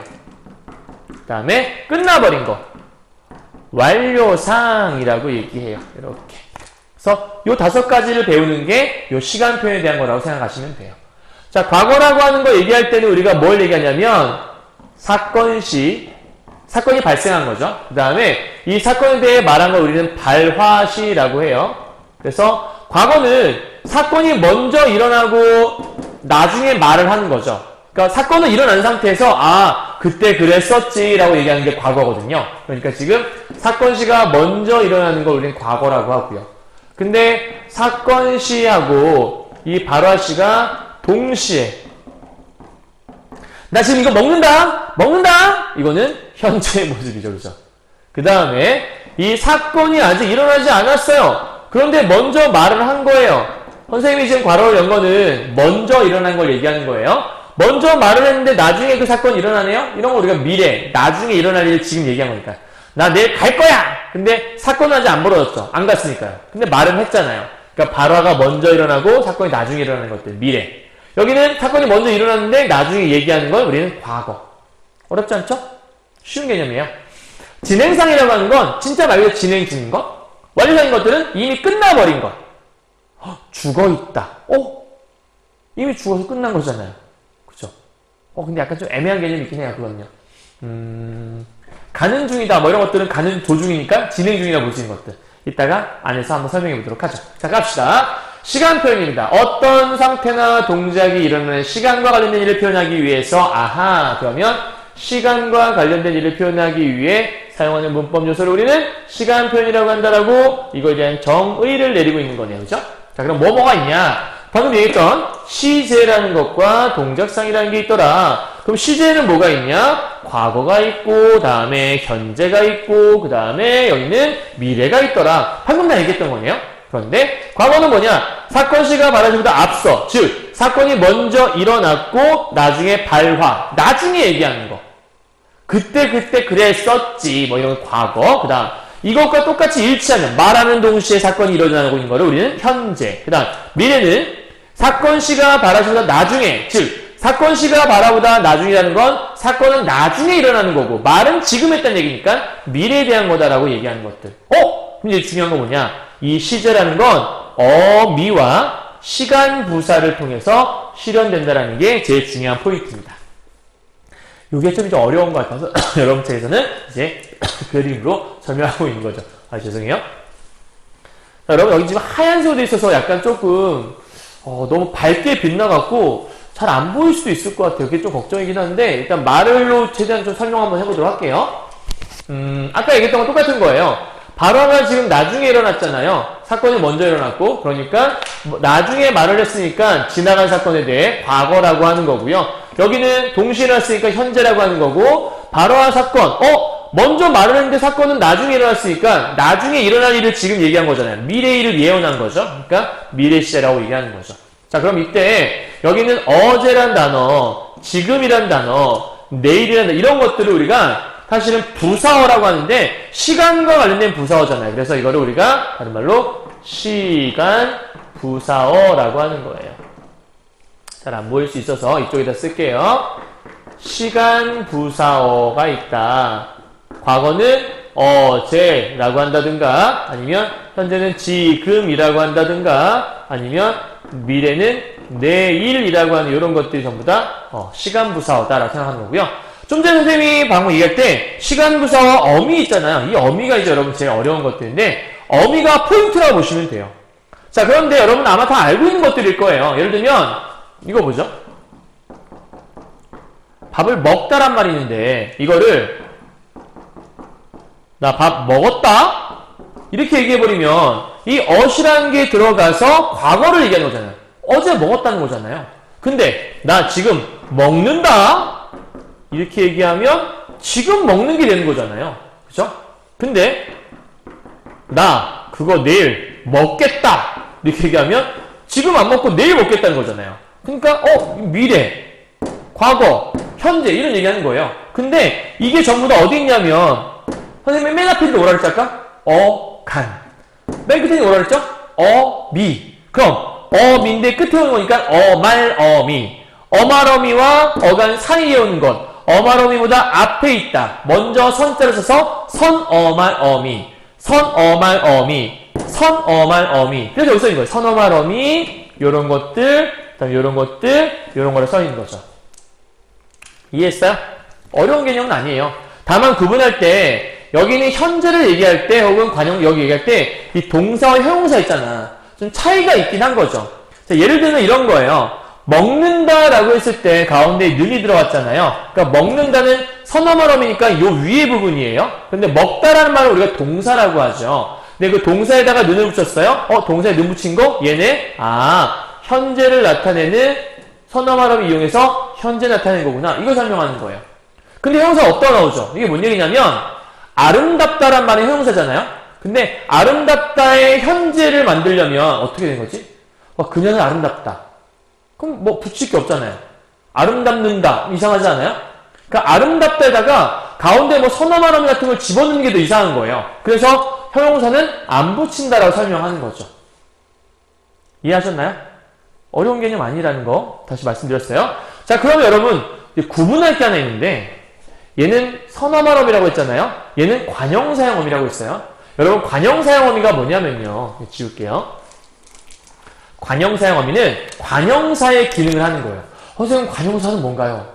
1학년이기 때문에 모르시는 분들이 있을 수 있어서 자, 관형사라고 하는 거 관형사라는 요거의 단어의 기능은 뭐냐면 얘는 체언이라는 체언을 수식 꾸며주는 말을 우리가 관형사라고 하죠. 이때 체언에는 뭐가 있냐면 명사, 대명사, 수사 따위가 있는데 주로 이 명사를 제일 많이 사용하죠. 체언에서는. 그럼 이제 어떻게 볼 수 있는 거냐면 자, 예를 들어보죠. 먹다란 말이 있어요. 먹다. 근데 먹다 뒤에 사람을 붙여보죠. 이렇게. 그럼 먹다에서 먹다 사람이라면 좀 이상하잖아요. 이 두 개를 연결하려면 여기는 이 다를 바꿔줘야 돼요. 이 뒤에 있는 이 어미를요.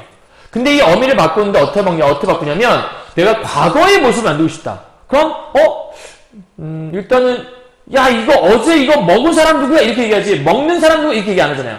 어제 먹은 사람 누구야? 먹은 사람 누구야? 라고 얘기하잖아요. 그럼 먹은 사람을 붙이면 이거는 과거가 되는구나. 근데 요 은이라는 걸 좀 찾아볼까요? 여기 보니까 여기 있네요. 요거. 그죠? 그러니까 동사에 은을 붙이면 과거가 되는구나. 이게 뭐죠? 먹은이라는 말이 사람을 꾸며줄 수 있게 만드는 거잖아. 원래는 따로따로인 단어였는데 은을 붙이니까 먹은 사람. 그럼 여기는 이 은이라는 건 관형사를 만들어주는 어미가 되는 거죠. 관형사의 기능을 만들어주는 어미가 되는 거죠. 그러면 이 먹은이라는 말은 뭐가 되는 거예요? 이 은이라는 건 관형사형 어미, 은이라고 될 수 있는 거예요. 이해했어요? 자, 그럼 은 대신에 이거 먹는 사람, 지금 먹는 사람 누구야? 라고 물어봤어요. 그럼 먹는 사람이라고 하는 건 지금 먹는 거잖아요. 그냥 는을 붙이게 되면 현재를 만들 수 있구나. 요 얘기하는 거예요. 어렵지 않죠? 선생님, 그럼 얘하고 둘 다 는이잖아요. 이런 거 여러분 헷갈리시면 안 되는 거예요. 자, 뭔 얘기냐면 뭐 이런 거라 보시면 돼요. 요 위에다 좀 쓸게요. 되게 쉬운 예인데요. 나는 먹는다 라고 얘기했어요. 근데 지금 밥 먹는 사람 이렇게 얘기했어요. 자, 그러면 여기도 는이 들어있고 여기도 는이 들어있죠. 그죠? 똑같은 는 아니에요? 얘는 사이에 들어있잖아요. 그러니까 선어말어미 는. 얘는 선어말어미가 끝에 있잖아요. 그죠? 끝에 있으니까 그냥 어말어미인 거예요. 그 어말어미 중에서 뒤에 있는 말을 꾸며주는 말이니까 얘는 관형사의 기능을 하는 관형사의 어미를 얘기하는 거고. 그러니까 두 개가 다른 거죠. 그럼 시험 문제 어떻게 출제하겠어요, 여러분? 이렇게 한 다음에 여기다 이렇게 줘서 A. 이렇게 한 다음에 여기다가 B를 주고서 아마 이런 설명할 수 있을 거예요. B를 보니 선어말함이 는을 이용하여 현재형을 만들어주고 있군. 그럼 현재형을 만들어주는 게 는을 이용했잖아요. 맞네! 뭐가 들었죠? 선어말함이 는이 아니죠. 관형사형어미 는이죠. 그러니까 여러분이 볼 때 이걸 보시면 돼요. 는, 같네! 동사에 붙는 것도 같네! 그럼 이 두 개를 섞어서 물어볼 수 있다는 거니까 그런 거 헷갈리지 않으면 되겠죠. 그런 걸 제발 헷갈리지 말라는 얘기예요. 이해했어요? 그럼 아까 형용사는 선어말어미를 붙여서는 현재 못 만든다고 했잖아요. 예를 들면 이런 거예요. 예쁘다란 말이 있다 칩시다. 그러면 예쁘다라고 얘기했죠? 그러면 예쁘다에다가 선어말어미를 붙이면 이렇게 해서 예쁘는다 이런 말 있나요? 예쁘는다. 야, 너 지금 예쁘는다 이런 말 하나요? 그런 말 안 쓰죠. 예쁘는다는 말은 없으니까. 근데 이런 말을 쓸 수 있어요. 너 정말 저기 보니까 와 예쁜 사람이다. 요 얘기는 쓸 수 있어요. 그죠? 예쁜 사람이란 말. 그럼 예쁜 사람이란 말은 여기 니은이 지금 들어가 있는 거죠. 예쁘까지가 지금 어감이에요. 예쁘다, 예쁘고, 예쁘니. 그럼 예쁘는 안 변하는 부분이니까 예쁘까지가 어간이고 예쁘까지가 이렇게 어간인데 여기에 는이 붙을 수는 없지만 사이에 들어갈 수 없지만 끝에 하나 붙을 수 있다는 얘기예요. 그래서 얘가 예쁜 사람을 만들어줄 수 있잖아요. 그렇다면 선어말어미 는은 붙을 수 없지만 형용사에 이것처럼 예쁜 사람 하면 얘가 사람을 꾸며주잖아요. 명사를 꾸며주는가 우리 아까 관형사라고 했잖아요. 그러니까 관형사형 어미는 붙어서 현재형을 만들 수 있구나. 그래서 여기 써있는 거예요. 요거. 그러니까 은도 되고 을을 뺀 니은만 붙는 것도 되고. 이해하셨나요? 오케이. 그러니까 어렵게 생각하면 안 돼요, 여러분. 여러분 요거 하나 좀 여러분이 헷갈릴 만한 거 한번 해볼까요? 자, 봐요. 뭐가 있을까? 여러분이 헷갈릴 만한 게 니은이 들어간 거 뭔가 만들면 좀 좋을 것 같은데 뭐가 있을까? 가운데 니은이 들어가서 할 만한 것들.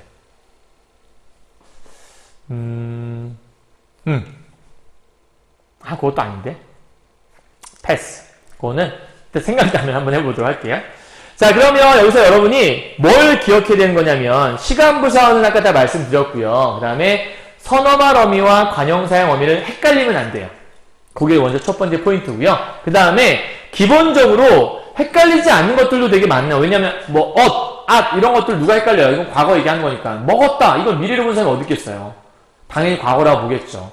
그렇죠? 자, 그런데 이렇게 비슷해 보이는 단어들 갖고서 가끔 물어볼 때가 있어요. 그리고 분명히 던이란 말 써 있는데 관용사용 어미인데 뭐 선어만 어미라는 말로 붙여서 약간 혼동을 줄 수 있거든요. 그런 거에 제발 헷갈리지 않으시면 돼요. 이해했죠? 헷갈리지 말아요. 자, 그러면 이거하고 여러분한테 하나 이제 해드릴 게 있는데, 자, 일단 정리 좀 하죠.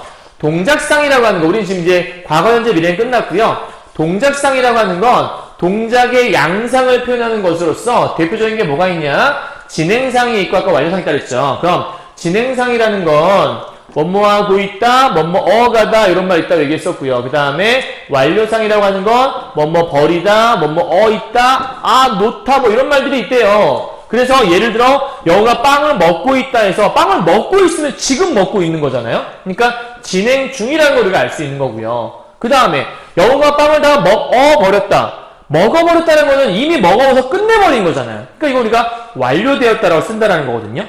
근데 여러분 이거를 선생님이 조금 보기 좋게 정리를 해줄게요. 여기다가 정리하고 선생님이 여기다가 정리를 따로 해줄게요. 자, 선생님이 이렇게 가리고 좀 표를 한번 그려보도록 하죠. 간단하게. 잘 따라와요. 일단 진행상이라는 게 있고요. 그 다음에 완료상이라는 게 있다. 이렇게 구분해봐요. 이렇게 표를 한번 그려보죠. 공부하는 시간이니까. 자, 그러면 일단 진행상과 이 완료상이라는 것들은 어떻게 만드냐면 보조용언이라는 걸 붙여서 만들어요. 이 보조용언이라는 게 뭐냐면 용언인데 앞에 말을 보조해 주는 거예요. 그래서 예를 들면 뭐뭐하고 있다. 요게 이제 보조용언이라고 하는 거예요. 앞에만 용언이 있는데 이 용언이 진짜인 거고 이 뒤에는 보조한다라는 뜻인 거죠. 오케이? 무슨 말인지 좀 더 설명해 줄게요. 그 다음에 여기는 혹은 그 다음에 가다. 이것도 마찬가지예요. 예를 들면 이런 거죠. 선생님 저 다 먹어가요. 이렇게 얘기했어요. 그럼 먹어가요란 말이 선생님 저 거의 다 먹어서 가요 이런 뜻이에요? 아니죠. 이 가요는 의미가 없어요. 얘가 핵심 의미인 거지. 그러니까 얘를 우리가 본 용언이라고 하는 거고 얘는 보조 용언이라고 하는 거예요. 의미가 얘는 없고 얘만 있는 거니까. 얘가 핵심이라는 걸 얘기하는 거예요. 알겠어요? 그럼 이제 완료상이라는 것도 마찬가지인 건데 완료상은 혹은 있다. 여기 이제 완료상인 거고요. 또 하나는 또는 라는 말 쓴 다음에 버리다란 말이 있어요. 그럼 예를 들어 아까 보죠. 선생님 저걸 내가 다 먹어버리다라고 있어요. 그럼 먹어버린다는 게 먹은 다음에 태 뱉는 거예요? 버렸다 이런 거예요? 아니죠. 뭐 그런 의미는 아니에요. 그러니까 먹어버렸다는 얘기는 그냥 다 먹은 거죠. 얘는 큰 의미가 없다는 얘기예요. 그래서 얘를 우리가 보조용언이라고 설명을 하는 거예요. 이해하셨나요? 자, 이렇게 보조용언을 사용하는 경우도 있고요. 여러분 책엔 없지만 한 가지 팁으로 알려드리면 연결어미를 이용해서 진행상을 만드는 방법도 있어요. 예를 들면 으면서 그 다음에 하고서 이런 말들 써도 괜찮아요. 자, 예를 들어 보도록 하죠. 야, 너 지금 이거 먹으면서 가라 이렇게 얘기했어요. 그럼 먹으면서 가라는 얘기는 지금 현재 먹으면서 진행을 하면서 가라는 얘기죠. 근데 말을 좀 바꿔볼게요. 야, 밥 먹고서 가라 이렇게 얘기했어요. 그럼 뭔 얘기죠? 밥을 다 먹은 후에 완료하고 가라는 얘기잖아요. 그러니까 이렇게 고서를 붙이거나 혹은 음연서를 붙이면 이런 진행과 완료를 만들 수 있다는 얘기인 거죠. 이것도 하나의 개념 중에 하나인 거니까 여러분들이 잘 정리해서 보시면 좀 좋을 것 같아요. 자, 이렇게 해서 지금 진행상과 완료상에 대한 것들을 다시 한번 정리했다 생각하시면 돼요. 자, 되셨나요? 자, 그럼 넘어가서요. 이런 얘기 보죠. 그런데 국어의 시간표는 단지 시간을 드러내기 위해서만 사용되는 것은 아니래요. 이게 뭔 얘기지? 똑같은 말인데 처음엔 전부 다 현재를 나타내는 줄 알았더니 그 현재를 나타내는 말이 어떨 때는 과거를 나타내기도 하고 어떨 때는 미래를 나타내기도 한다? 뭐 이런 얘기를 하는 거예요. 자, 예를 들어보면 현재 시제 선언한 어미가 뭘 표현하고 있는지. 그러니까 우리가 는이라고 하는 건 현재 시제 나타내는 거잖아요. 진호가 지금 웃는다. 지금 웃는 거니까 지금 현재잖아요. 그러니까 이 첫 번째는 이거 좀 약간 좀 줄여볼게요. 안 줄여지네? 이런, 맙소사. 자, 이거 웃는다. 얘는 지금 현재 지금 자기의 모습을 나타내는 거죠. 그죠? 현재. 지금 웃는 모습이니까. 근데 승주가 내일 떠난대요. 뭐뭐는다, 떠나다라는 동사에다가 니은을 붙이면 우리 아까 현재라고 얘기했잖아요. 근데 얘는 내일이란 말이 있는 거 보니까 현재가 아니라 미래를 나타내는 거예요. 그죠? 뭐지 이거? 그 다음 여기 이순신은 명량대첩에 나아갔고 기적 같은 승리를 거둔다라고 했어요. 거둔다라는 것들은 현재형이잖아요. 근데 이걸 거둔 건 이미 과거에 있었던 일을 얘기하는 거니까 얘는 또 과거 얘기하는 거잖아요. 이거 뭐지? 이런 생각이 들 수 있거든요. 자, 정리 한번 해볼까요? 자, 모두 현재 시를 실현하는 선어말 어미 는과 니은이 사용되었는데 가의 는은 현재 시를 표현한 거, 요건 맞는 거죠. 근데 나는 가까운 미래를 표현할 때 쓰기도 하고 이거를 또한 요 다의 니은, 아까 거둔다 할 때 승리를 거둔다라는 말은 승리를 거두 플러스 니은 플러스 다 이렇게 되는 거잖아요. 요 이제 가운데 있는 얘가 이제 현재 시제를 표현하는 건데 현재 시제의 선어말함이라고 볼 수 있는 거죠. 어말함이 앞에 왔으니까. 근데 요것은 과거의 사건을 현장감 있게 전달할 때 쓴다라는 거예요. 독특한 거죠. 그러니까 이거를 무조건 요거는 현재야, 과거야 이렇게 보는 게 아니라 의도에 따라, 표현 의도에 따라 다르게 표현될 수 있다는 거예요. 얘만 있나? 현재만 이렇게 쓰이나? 아니, 과거도 있어요. 자, 과거 시제 선어말함이 at과 ot이라는 게 있다는 거예요. 자, 과거 at, ot이라는 것들이 미래 시제 선어말함이 get도 마찬가지인데, 그럼 이제 과거라고 알고 있던 것들이 과거가 아닐 수도 있겠구나. 미래라고 알고 있는 것들이 미래가 아닐 수도 있겠구나. 우리 A, B, C를 표현 한번 해보도록 하죠. 자, 과거 시제 표현할 때 예를 들면 꽃이 활짝 피었구나 할 때 피었구나? 그럼 이때 피었구나 ot이 있잖아요. 자, 이럴 경우에는 상태가 완료되어서 바로 시까지. 그러니까 과거 시는 말 그대로 진짜 과거를 의미할 수도 있다. 예를 들면 밥을 다 먹었다라고 할 때 이 ot은 진짜 과거잖아요. 그렇죠? 그런데 꽃이 활짝 피었구나라고 하게 되면 그때 피었고 지금 안 피었나요? 꽃이 활짝 피었구나. 그때부터 피었고 지금까지 쭉 피었다는 거잖아요. 그러니까 지금 바로 시부터 지속되거나 영향을 미치고 있는 쭉 유지되고 있다는 게 이번 두 번째 B라고 볼 수 있는 거고요. 그럼 이게 끝인가? 이대로만 공부하면 넌 틀림없이 대학에 붙었다. 그럼 이대로 공부하면 대학에 붙었다는데 아직 안 붙었잖아요. 그죠? 그러니까 이렇게 미래의 시간, 사건이나 일을 정해진 일인 것처럼 표현할 때에는 C, 세 번째. 그러니까 지금 미래의 일을 얘기할 때도 어슬 쓸 수 있다는 얘기예요. 그 다음에 현재까지 지속되고 있는 모습을 쓸 때에도 어슬 쓸 수 있고. 자, 이와 마찬가지로 미래 시에 선어말함이 get은 예를 들면 이런 거죠. 미래 시에 사용하는 거 여기다가 우리가 기억이라 표시해 볼까요? 예를 들면 내가 그 빵을 내일 먹겠다라고 했으면 지금 안 먹은 거니까 내일 먹는 거잖아요. 그죠? get. 미래 일을 얘기하는 거예요. 그런데 고향에서는 벌써 추수가 끝났겠네 라고 하잖아요. 근데 get은 분명히 미래 시제라고 얘기했잖아요. 근데 지금쯤 고향에서는 다 끝났겠지? 그건 지금 이거는 추수가 끝났다라는 추측을 나타내는 거니까 단순하게 미래 일이 아니라 이미 끝나버린 과거 얘기를 할 수 있는 거잖아요. 현재 상태를 얘기하는 것들.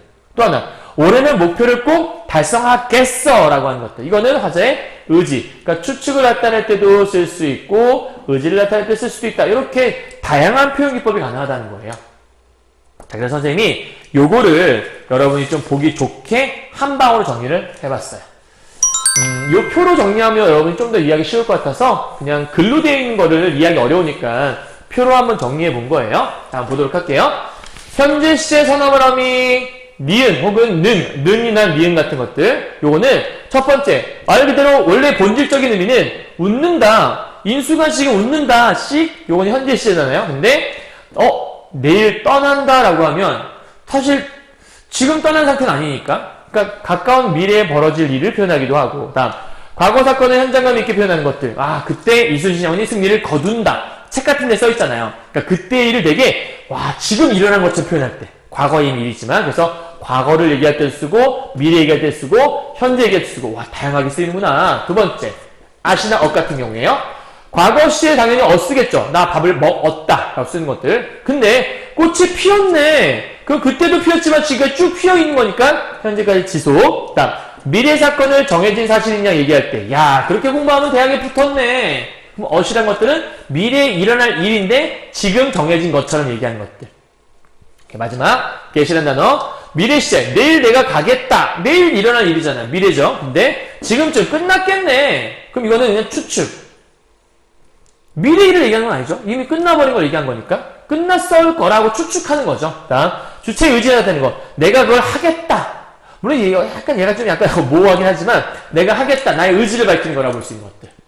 여기다가 이제 두 개만 좀 더해줄 거예요. 여러분한테 잘 보셔야 돼요. 우리 아까 선어말어미 중에서 at이라는 말이 있었잖아요. 근데 at이라는 말이나 혹은 ot이라는 말을 쓸 수가 있어요. 이렇게. 이게 무슨 말이냐면 예를 들어서 이런 거죠. 내가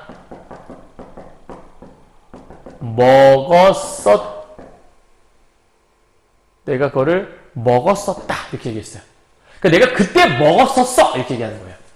내가 그때 먹었었어. 그럼 지금은요? 지금은 안 먹죠. 그때 먹었었는데 이런 얘기는 지금은 안 먹는다는 얘기잖아요.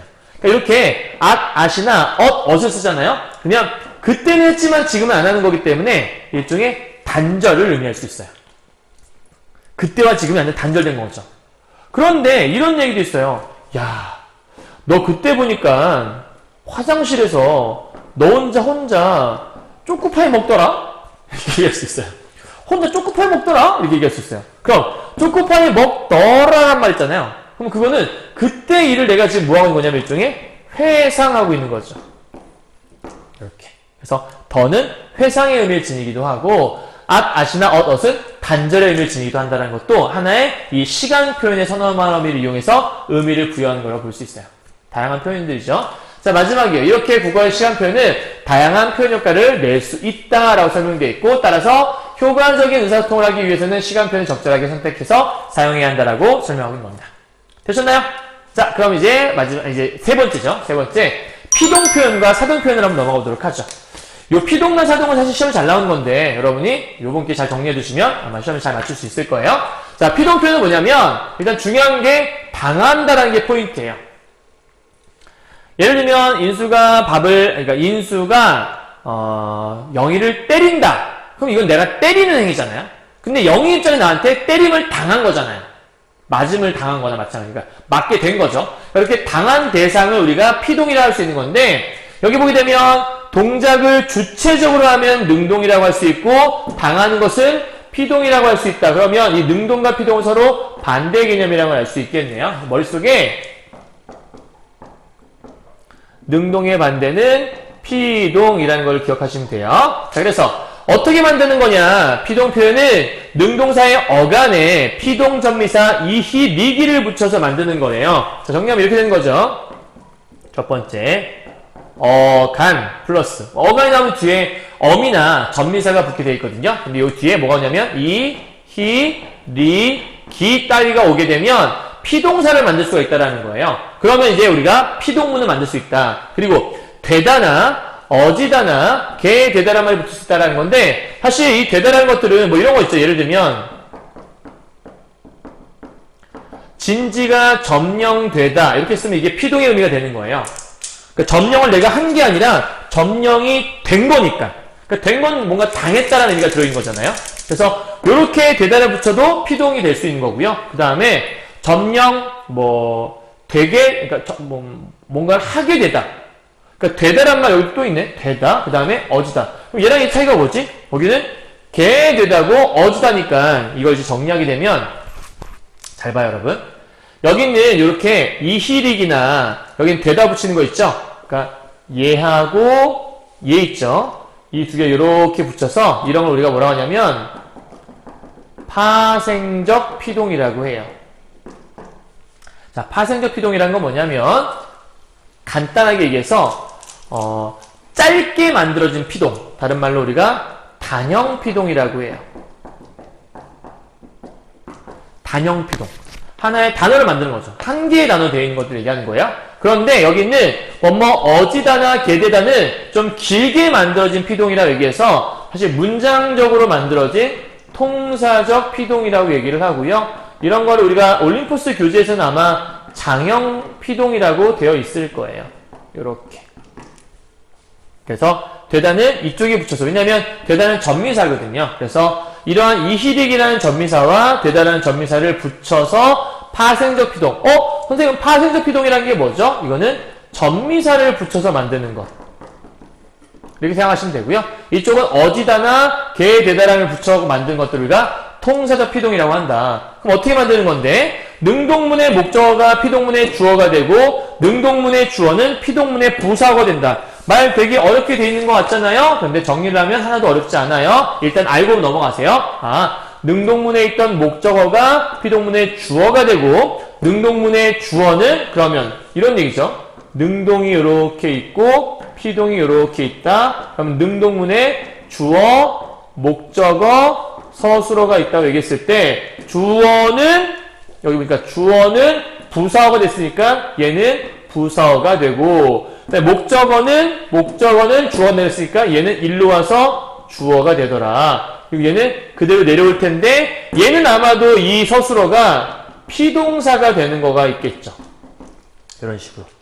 이게 무슨 말인지 모르겠다면 잠시 후에 선생님이 정리 한번 해줄게요. 자, 가보죠. 능동문과 피동문은 선생님이 한번 표로 정리해봤어요. 여러분이 이 표를 보시면 다 이해할 거예요. 글로 되어 있는 게 어려운 거지 정리를 하면 하나도 어렵지 않아요. 자, 볼까요? 능동문의 주어는 피동문의 부사어가 된다. 능동문의 목적어는 주어가 된다. 능동사는 피동사로 바뀌게 되어 있더라 라고 되어 있는 건데 예시를 들어보죠. 자, 요거는 인수가 토끼를 잡은 거예요. 내가 능동적으로 잡은 거죠. 그러니까 얘는 능동문이에요. 자, 피동문으로 바꿀 거예요. 일단은 목적어가 주어로 가죠. 얘를 일로 보낼게요. 그럼 토끼가 주어가 되려면 토끼가 이렇게 되겠죠. 그럼 토끼가 인수가라는 주어는 부사어가 된다면서요.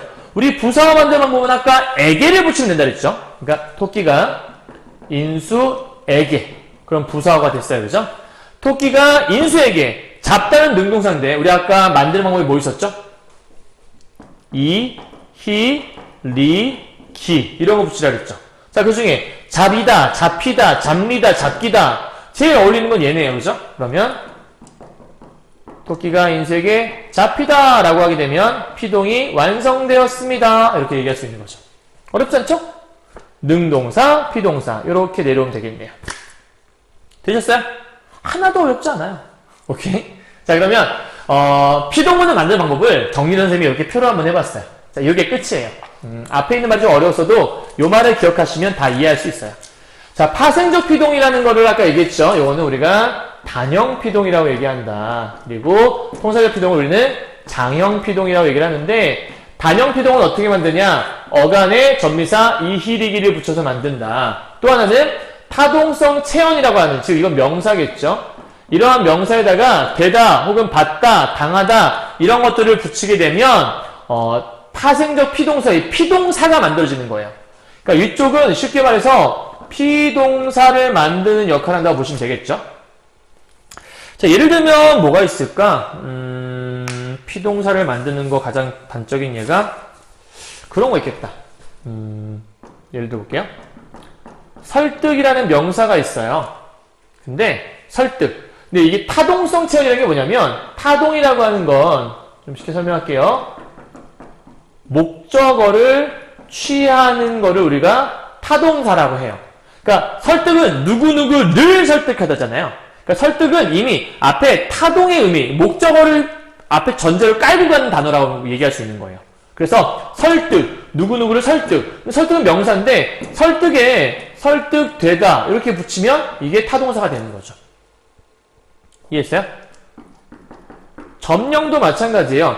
진지를 점령하다. 그러니까 타동성의 기능을 가진 점령이라는 명사인데 점령 플러스 되다. 그럼 점령되다, 점령당하다 다 똑같은 거라고 볼 수 있는 거죠. 이쪽은 짧은 피동, 단형 피동. 여기는 어지다라고 했으니까 여기는 길게 피동되는 것들을 얘기한 거 크게 어렵지 않다고 볼 수 있어요. 자, 그러면 되다란 말이나 어지다란 말, 특히 이 어지다에 주목하세요. 어지다는 피동이에요. 그런데 여기서 중요한 팁인데 시험에서는 아마 이걸 이제 물어볼 거예요. 이중피동은 안 된다라는 걸 분명히 물어볼 거예요. 근데 이중피동이라는 게 무슨 말이죠? 이해가 안 가는데? 여러분 책 뒤쪽에 나와 있어요. 이중피동이 뭔지. 그러니까 예를 들면 이런 거죠. 예를 들어서 여러분 책에 있는 걸 기준으로 얘기해 줄게요. 여러분 책에 보니까 나누어지더라는 얘기인데 여러분 좀 더 쉬운 걸 합시다. 이렇게 할게요. 밥이 먹혀지지 않아. 이렇게 얘기했어요. 밥이 먹혀지지 않아라고 얘기했어요, 여러분. 밥이 먹혀지지 않아? 이게 무슨 말이지? 여러분, 밥은 요거를 좀 구분하면 먹다라는 거에다가 먹 플러스 히 플러스 어지지 플러스 뭐 이렇게 되는 거죠, 그죠? 먹, 히, 어지지. 그럼 이 히리기 할 때 히는 우리가 피동이잖아요. 근데 어지다는 뭐냐면 아까 피동이라고 얘기했잖아요. 그럼 얘도 피동, 얘도 피동이잖아요. 그럼 피동이 두 번 있는 거잖아요. 근데 이중 피동은 안 된다면서요. 그럼 얘는 먹혀지지란 말이 틀린 거죠. 그럼 둘 중에 한 번만 써야 돼요. 그럼 어떻게 써야 되지? 먹히지 않아. 이렇게 해서 어지가 쓴 거니까 어지 플러스 지라고 한다면 그러니까 먹히지 않아라고 쓰든지 아니면 먹어지지 쓰든가 이렇게 써야 돼요. 그러니까 얘를 한번 쓰든가 얘를 한번 쓰든가. 근데 두 개를 다 쓰면 먹히어지지 않아. 그럼 좀 이상한 문장이 된다는 거죠. 이해하셨어요? 그래서 이중피동은 안 돼! 이런 얘기 하는 거고요. 다음, 불필요한 번역된 문장은 안 된다고 얘기했었는데, 요거 이제 여러분이 여기 뒤에서 보도록 할게요. 좀 이따가 한번 나올 때 그림을 설명하면 될 것 같은데, 이 피동 표현이라는 게 사실 어떤 의도의 차이가 있냐면, 여러분 보세요. 제가 화분을 깼어요 라고 하면 내가 깬 거가 되잖아요? 근데 쟤를 빼버리고 화분이 깨졌어요. 깨졌어요. 어떻게 된 거죠? 깨다. 그치? 내가 뭔가 깨다라는 게 원 능동사인데, 깨 플러스 깨지. 그러니까, 깨졌어요는 뭐냐면, 어지었어요. 이렇게 되는 거잖아요. 여기 좀 보면, 어지란 말이 여러분 들어가 있거든요. 이걸 합치면, 깨어졌어요. 이런 얘기잖아요. 깨졌어요. 맞아요? 그러면, 어지다라는 말이 이번에 들어가 있는 거니까, 피동의 의미가 들어가 있는 건데, 사실은, 피동의 의미를 여기다 집어넣어버리면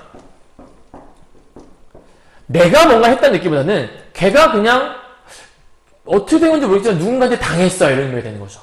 그러니까 누군가한테 당했다는 의미가 돼버리면 사실 내가 면피용이 되는 거죠. 내가 한 게 아니라는 그런 약간 느낌? 이해가요?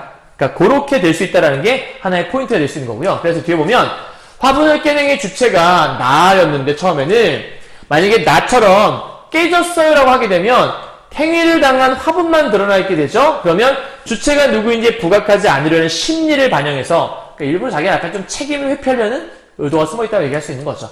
자, 이러한 피동 표현은 행위를 당한 대상을 강조할 때뿐만 아니라 행위의 주체를 밝히고 싶지 않은 경우 행위의 주체가 그럼 이렇게 뭔가를 밝히고 싶지 않아 이럴 때 쓰기도 하고 주체가 중요하지 않아 이럴 때 쓰기도 하고 아는 대상에서 말할 필요가 없어 그럴 때 쓰기도 하고 주체가 누군지 분명히 알 수 없을 때도 이런 피동을 사용한다는 거예요. 그래서 이런 피동 표현을 적절하게 사용하면 좋은데 피동 표현이 부정확하게 사용된 경우가 있다는 거죠. 방금 선생님이 설명했던 거. 자, 예를 들어 볼게요. 곤충의 몸은 머리가 쓴 배로 나누어집니다. 라고 했는데 보세요 여러분. 나뉘어집니다라는 말 써있잖아요. 이걸 여러분 잠깐 구분하면 이렇게 될 수 있어요. 나뉘어진다는 나누다 말에서 그러니까 나누다에서 온 말이죠. 그럼 나누 어지 플러스 비읍니다 이렇게 되는 거죠. 나누이어집니다. 이게 나뉘니다잖아요. 근데 얘는 우리가 피동이라고 볼 수 있는 거고 어지도 피동이잖아요. 그러니까 피동이 지금 두 번 있는 거예요. 이중 피동. 아까 안 된다고 했잖아요. 그럼 이거 어떻게 되는 거죠? 나누이입니다. 그러니까 나누입니다라고 쓰든가 얘랑 얘를 묶어서 나누입니다. 그럼 이거 우리가 줄이면 나뉩니다 이렇게 쓰든가요. 아니면 얘랑 이렇게 묶어서 나누어집니다. 나누어집니다 이렇게 쓰든가. 그러니까 나누어집니다라고 쓰든가 아니면 나뉩니다라고 쓰든가 하면 되는데 이걸 나뉘어집니다라고 두 번 쓰니까 어색한 문장이 되는 거죠. 그러니까 앞에는 얘는 뭐냐? 이중피동의 사례라고 볼 수 있는 거고요. 그 다음 얘요. 그에 의해 만들, 뭐뭐에 의해라는 것들도 이미 피동의 의미가 들어있는 거나 마찬가지인 건데, 이걸 만들 어지다란 말이 들어가 있잖아요.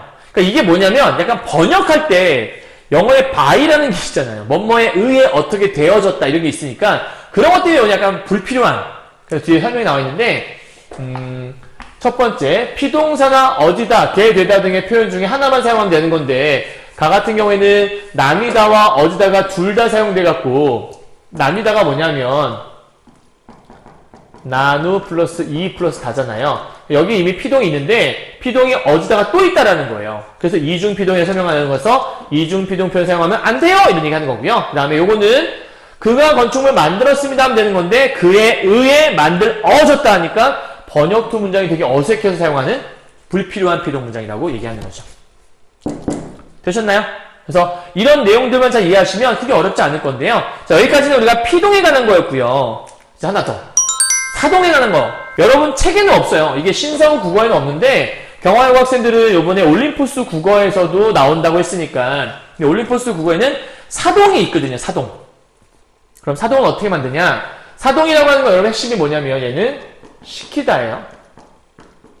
피동은 뭐였죠? 피동은 당하다였고요. 그러니까 피동은 당하다, 사동은 시키다라고 보시면 되는 거예요. 자, 그럴 때 그럼 주동문은 주어와 목적어와 타동사가 있을 거예요. 왜냐하면 타동사라는 건 목적어를 취하는 동사를 우리가 타동사라고 얘기했었으니까. 그럼 이건 어떻게 된 거냐면 주어가 무사어로 바뀌고 목적어는 그대로 내려오고 타동사가 사동사로 바뀌어요.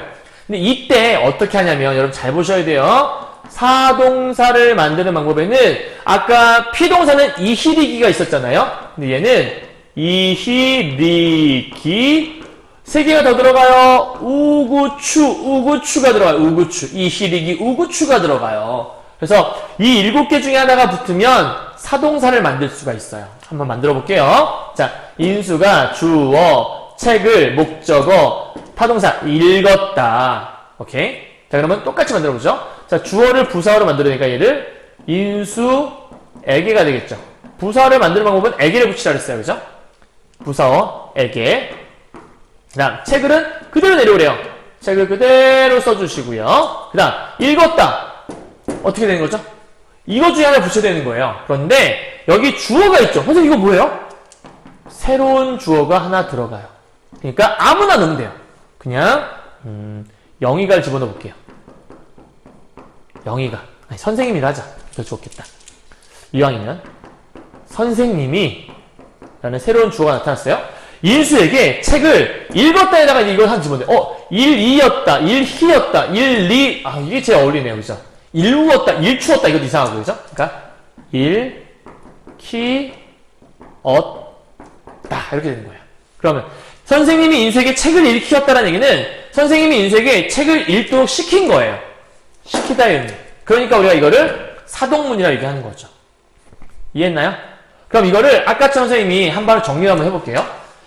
파생적 피동과 아까 통사적 피동이 있었잖아요. 그럼 이번에는 똑같이 해서 파생적 사동이 있는 거고 파생적 사동이 있는 거고 통사적 사동이 있는 거예요. 그럼 마찬가지로 해도 아까 얘기했던 단형 사동이라고 볼 수 있겠고 얘는 장형 사동이라고 볼 수 있겠죠. 아까는 전미사 이히리기까지만 있었잖아요. 근데 사동은 우구추가 붙는다는 게 특징이에요. 그리고 전미사 아까는 뭐뭐 되다가 붙은 게 아까 피동이었잖아요. 근데 되다 대신에 시키다가 붙는 거예요. 그럼 끝이 나는 거죠. 이해하셨나요? 그러니까 시키다가 붙으면 일종의 하나의 사동사가 될 수 있다는 거예요. 그리고 여기는 아까 피동 같은 경우는 뭐뭐 하게 되다란 말이 있었잖아요. 그리고 어지다도 있었고요. 근데 통사동은 뭐뭐하게 하다가 붙어서 만들어지는 거예요. 이해 가셨죠? 여기까지? 자, 그러면 아까는 이중피동이 안 됐잖아요. 근데 사동은 이중사동이 가능해요. 그래서 여러분 이거는 주로 나오는 걸 몇 개 알려드릴게요. 태우다, 채우다 이런 말도 있어요. 오케이? 자, 이거는 봐봐요, 여러분. 태우다는 어딘가에 타다. 그러니까 뭐 그 차에 태운다 이런 뜻이에요. 그럼 이건 원래 타다에서 온 말이거든요. 근데 타, 이, 우, 다. 이걸 합치면 태우다가 되는 거죠. 얘도 마찬가지인데 물을 채우다라는 건 물이 차다에서 온 거예요. 가득 차다. 그러면 차 플러스 이우다. 그러면 차이우다가 되잖아요. 선생님, 이와 우가 결합됐어요. 이와 우가 결합됐어요. 여기는 이하고 우 두 번 있어요. 이중사동이에요. 가능해요. 이건 가능하다는 얘기예요. 아버지가 나를 차에 태워서 엄마가 물통에 물을 채우다. 다 되잖아요. 그러니까 이건 이중사동은 가능하다는 거예요. 다만 불필요한 사동은 지양할 필요가 있어요. 예를 들면 내가 남자친구를 소개시켜 줄게. 난 소개시키다란 말이 있어요. 근데 소개시킨다는 건 여러분 봐요. 남자친구를 소개시켜준다는 얘기는 내가 남자친구를 소개해주는 거죠. 이 친구에게. 소개해줘야 맞는 건데 소개시킨다라는 건 얘한테 뭔가를 소개해주는 게 아니라 소개하라고 시킨다라는 거예요. 얘한테는 이득이 없는 거죠. 되게 이상한 표현인 거죠. 그래서 소개시키다라는 말은 잘못된 표현이고 소개해줄게, 소개하다라고 해야지만 맞는 사동이 맞는 표현이라는 거죠. 이해하셨나요? 자, 요게 여러분이 알고 있는 이제 사동에 관한 거나 정리하시면 될 것 같아요. 자, 여기까지 정리 끝. 다 했어요. 자, 이번에 이제 인용 표현 마지막이에요. 오늘의 하이라이트의 마지막 부분 네 번째 파트고요. 대략 한 지금 1시간 좀 넘게 1시간 10분 정도 지금 강의하고 있는 것 같은데 최대한 1시간 20분에 맞출 수 있도록 좀 이게 분량이 많아서 정리하다 보니 그런 건데 인용 표현 되게 짧게 끝나요. 자, 직접이냐 간접이냐가 포인트니까 이것만 맞춰보시면 될 것 같아요. 다른 사람의 말이나 글을 자신의 말이나 글 속에 끌어쓰는 것을 인용 표현이라고 하는데 전달 방식에 따라 직접이냐 간접이냐로 나눈다. 넘어가요. 여기 보니까 느끼고 있다 똑같은 문장이거든요. 근데 차이점이 있다면 여기는 이렇게 따옴표가 있다라는 거, 얘는 없다라는 거. 그럼 얘는 라고가 붙었다는 거, 얘는 고가 붙었다라는 거. 이 다까지는 똑같으니까, 그죠? 그러면 직접 인용할 때 쓰는 방법은 뭐냐면 큰 따옴표 붙이면 돼요. 조사 라고를 붙이면 돼요. 이게 끝이에요. 이게 직접 인용에 쓰는 방법. 그럼 간접 인용에 쓰는 방법은 뭐예요? 조사 고를 붙이면 돼요. 이건 A라고 할까요? 조사 고를 붙이면 돼요. 이게 끝인 거예요. 근데 우리가 직접 인용에 고를 사용하거나 이 고를 사용하는 건 간접 인용이라고 했는데 간접 인용에 라고를 사용하거나 이거 잘못 있는 건데 잘못된 경우가 있구나. 그 예시를 지금 보여주는 것 같아요. 자, 이걸 한번 보도록 하죠. 선생님이 아마 인용은 이 문제 외에는 나올 게 딱히 없어요. 그러니까 직접 인용을 간접 인용으로 바꾸는 것 이런 것들이 이제 시험에 나올 만한 것들인데 자 보세요. 같은 문장인데요. 인수는 큰 따옴표 들어갔죠. 직접 인용이에요. 내가 너 대신 해줄게 라고 말했다. 라고 들어갔죠. 큰 따옴표 들어갔죠. 직접 인용이에요. 이거를 간접 인용 문장으로 바꿔보는 거예요. 그러면 인수는 내가 그럼 그 내가 누구죠? 인수가 내가 했으면 인수 자기를 얘기하는 거잖아요. 그러니까 여기는 자기가란 말로 바뀌어야 돼요. 인수는 자기가, 그러니까 내가가 여기는 자기로 바뀌어야 되는 거죠. 얘는 이렇게 바뀐다는 얘기를 하는 거예요. 그럼 자기가 너 대신, 자, 너라고 했지만 여기서는 지금 이 얘기를 누가 전달하는 거냐면 드는 내가 전달하는 거죠. 그럼 인수가 나한테 내가 너 대신 해줄게. 제 입장에서 너는 나를 얘기하는 거잖아요. 그러니까 너 대신에 나로 바뀌어야 돼요. 그래서 인수는 자기가 나 대신 해줄게 라고 근데 간접 인용은 고를 붙이라면서요. 그러면 이거를 해줄게고 그럼 이상하잖아요. 그래서 해준다 고 이렇게 바꿔야 되는 거죠. 이해했어요? 이렇게 바꾸는 것들이 시험에 나오는 거죠. 그러면 이런 것들이에요. 여기 직접 인용 속에서 내가 누구를 가리키는 말인지 그 안에서 어떤 대상이 누구를 가리키는 말인지 요거를 잘 체크하시면 돼요. 이해했나요? 크게 어렵지 않을걸요? 만약에 여기에 내가 0이 대신 해줄게라고 했으면 0이는 그대로 0이가 되겠죠. 그럼 바뀌지 않겠죠. 근데 너, 말을 듣는 너는 곧 나니까 이렇게 바뀔 수 있다는 거. 자, 그럼 요거요. 그녀는 내가 멋있다라고 말했다. 이게 이상한 거예요. 왜냐하면 이상한 거 같지 않은데 이상한 건 라고라는 말이 붙었잖아요. 만약에 이게 맞으려면 멋있다라 요게 문장이어야 되는 거예요. 왜냐하면 고가 붙은 건 간접 인용이니까 따옴표도 없으니까. 근데 따옴표가 없으니까 인용은 인용인데 간접 인용이니까 사실은 고가 붙은 간접 인용이거든? 근데 내가 멋있다라 이런 말을 쓰긴 좀 이상하잖아요. 그래서 라고가 붙었으니까 직접 인용이라면 이렇게 바뀌어야 되는데 맞지 않나요? 그러니까 이걸 어떻게 된 거냐면 첫 번째는 내가 멋있다 라를 빼서 고 이렇게 되면 이제 간접 인용이 되는 거죠. 요거는 간접 인용으로 제대로 된 문장 이렇게 아니면 직접 인용을 만들고 싶다면 따옴표를 붙여서 라고를 그대로 놔두는 거예요. 이렇게 해서 직접 인용으로 바꾸면 된다라는 거죠. 이렇게. 되셨나요? 오케이. 요걸 다 기억해야 돼요. 자, 그러면 문법 요소를 정확하게 알고 정확하게 사용하는 것은 원활한 의사소통을 위해서 중요한 것이다. 그래서 따라서 다양한 문법 요소의 특성을 잘 알고 상황에 맞게 잘 사용할 수 있는 능력을 기르도록 노력하자라고 하는 게 여러분 책의 맨 마지막 부분이네요. 자, 요거 뒤에는 이제 학습활동 부분이라서 학습활동은 선생님이 다음 주 월요일쯤에 한번 강의 준비해서 찍을 수 있으면 찍어보고요. 일단 개념 정리 먼저 하는 게 여러분이 주말 동안에 공부하는 데 좀 도움될 것 같아서 찍어본 거니까 지금 시간이 벌써 밤 10시네요. 얼른 이제 집에 가야겠어요. 여러분 지금 1시간 20분 찍은 것 같은데 부디 여러분에게 큰 도움 되었으면 좋겠고요. 문법 다시 한번 말씀드리지만 어렵지 않아요, 여러분. 문법은 어려운 게 아니라 좀 귀찮은 거예요. 사실 조금 수고가 필요한 거예요. 수고로만 장착한다면 사실 문법은 다 맞출 수 있어요. 오케이? 특히 문학이나 이런 것들은 노력한 만큼 대가가 안 나오는 경우가 많거든요. 왜냐면 이제 감성이 좀 필요하고 느껴야 되니까. 근데 문법은 수학 같아요. 공식처럼 이거면 딱 튀어나와요. 그러니까 공부를 하시면 다 맞출 수 있어요. 그러니까 요거 잘 기억하시고 이번 주말 동안 꼭 여기 있는 이 문법 파트 잘 공부하셔서 문법 요소에서만큼 절대 틀리지 않도록 하셨으면 좋겠고, 다음 주 월요일쯤에 고재종의 첫사랑이랑 몇 가지 문학작품도 찍어서 신사고 국어 교과서에 대한 강의 올려드리도록 할게요. 자, 주말 동안 고생하시고요. 코로나에 건강 조심하세요. 파이팅!